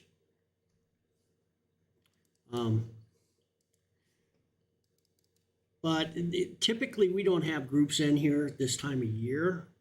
And this is the first time they had one run this late into the year. I think they'll rethink it for next year because it's just too damn cold to be investigating right now. But if they made money, that's what it's all about. They're a corporation. They're about making the money. I'm more about the love of the history and the building and trying to preserve what's here. And the money is the last thing for me. I try to raise money to keep it open and stuff like that, and to help with the restoration projects and whatnot. But it's not about making money for me personally. That's not my deal at all. And I get it. They're a big business. They're a corporation. They do stuff all over the United States. And so I understand.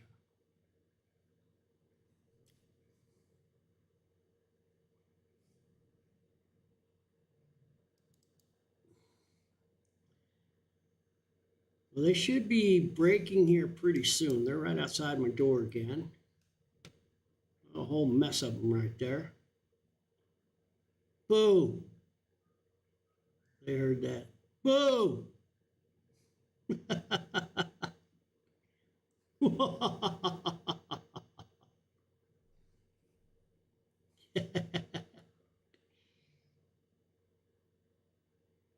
They know I'm here. They've been told that I'm here. I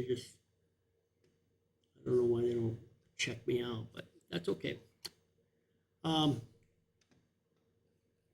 At any rate, guys, I think I'm going to call it. I think you know, they're going to go into their individual time here pretty quick, and they'll start doing their own thing and whatnot. And it'll get a little bit funner for the group, but with this many people, they're not going to get a whole lot of real investigating done. We got a busy day tomorrow. We got a lot of stuff going on. I hope you guys can join me 1 o'clock tomorrow. I'll try to get the stream up and going so that you guys can see what we do, what's happening and whatnot. If you're into that kind of sort of thing, have any interest in seeing a cleansing get done, this is going to be on a scale that I can guarantee you've not seen on TV. This is a huge building. We got a lot to cover, and we're going to get it done tomorrow. So join us tomorrow, 1 o'clock. I'll start streaming, and yeah, so I'm going to call it for tonight. I appreciate you guys hanging in there and stopping by. I appreciate all your support. Definitely the bits and cheers always help. They always go towards a good cause. But a simple follow is all I ask, you know, and hopefully I can earn that week after week and stream after stream and give you something interesting enough to come back for. So that's kind of what I try to do. At any rate, I'm going to say good night again. Let everybody go to bed or go on about doing whatever they want to do. But I'm going to finish it up here. I may hang out for a little bit. I got some things I would like to go over with Misty, but she's also working, so I probably won't have that opportunity. I'll take care of that tomorrow. Anyway, I'm calling it a night. Cam Paranormal, thanks for coming back tonight. I appreciate that. Big Wookie, is always good to see you. And everybody else that joined into the stream tonight, thank you. I appreciate it. We'll have some more fun stuff tomorrow. So with that, I'm going to say good night. And as always, I will see you when I see ya. Good night, everybody.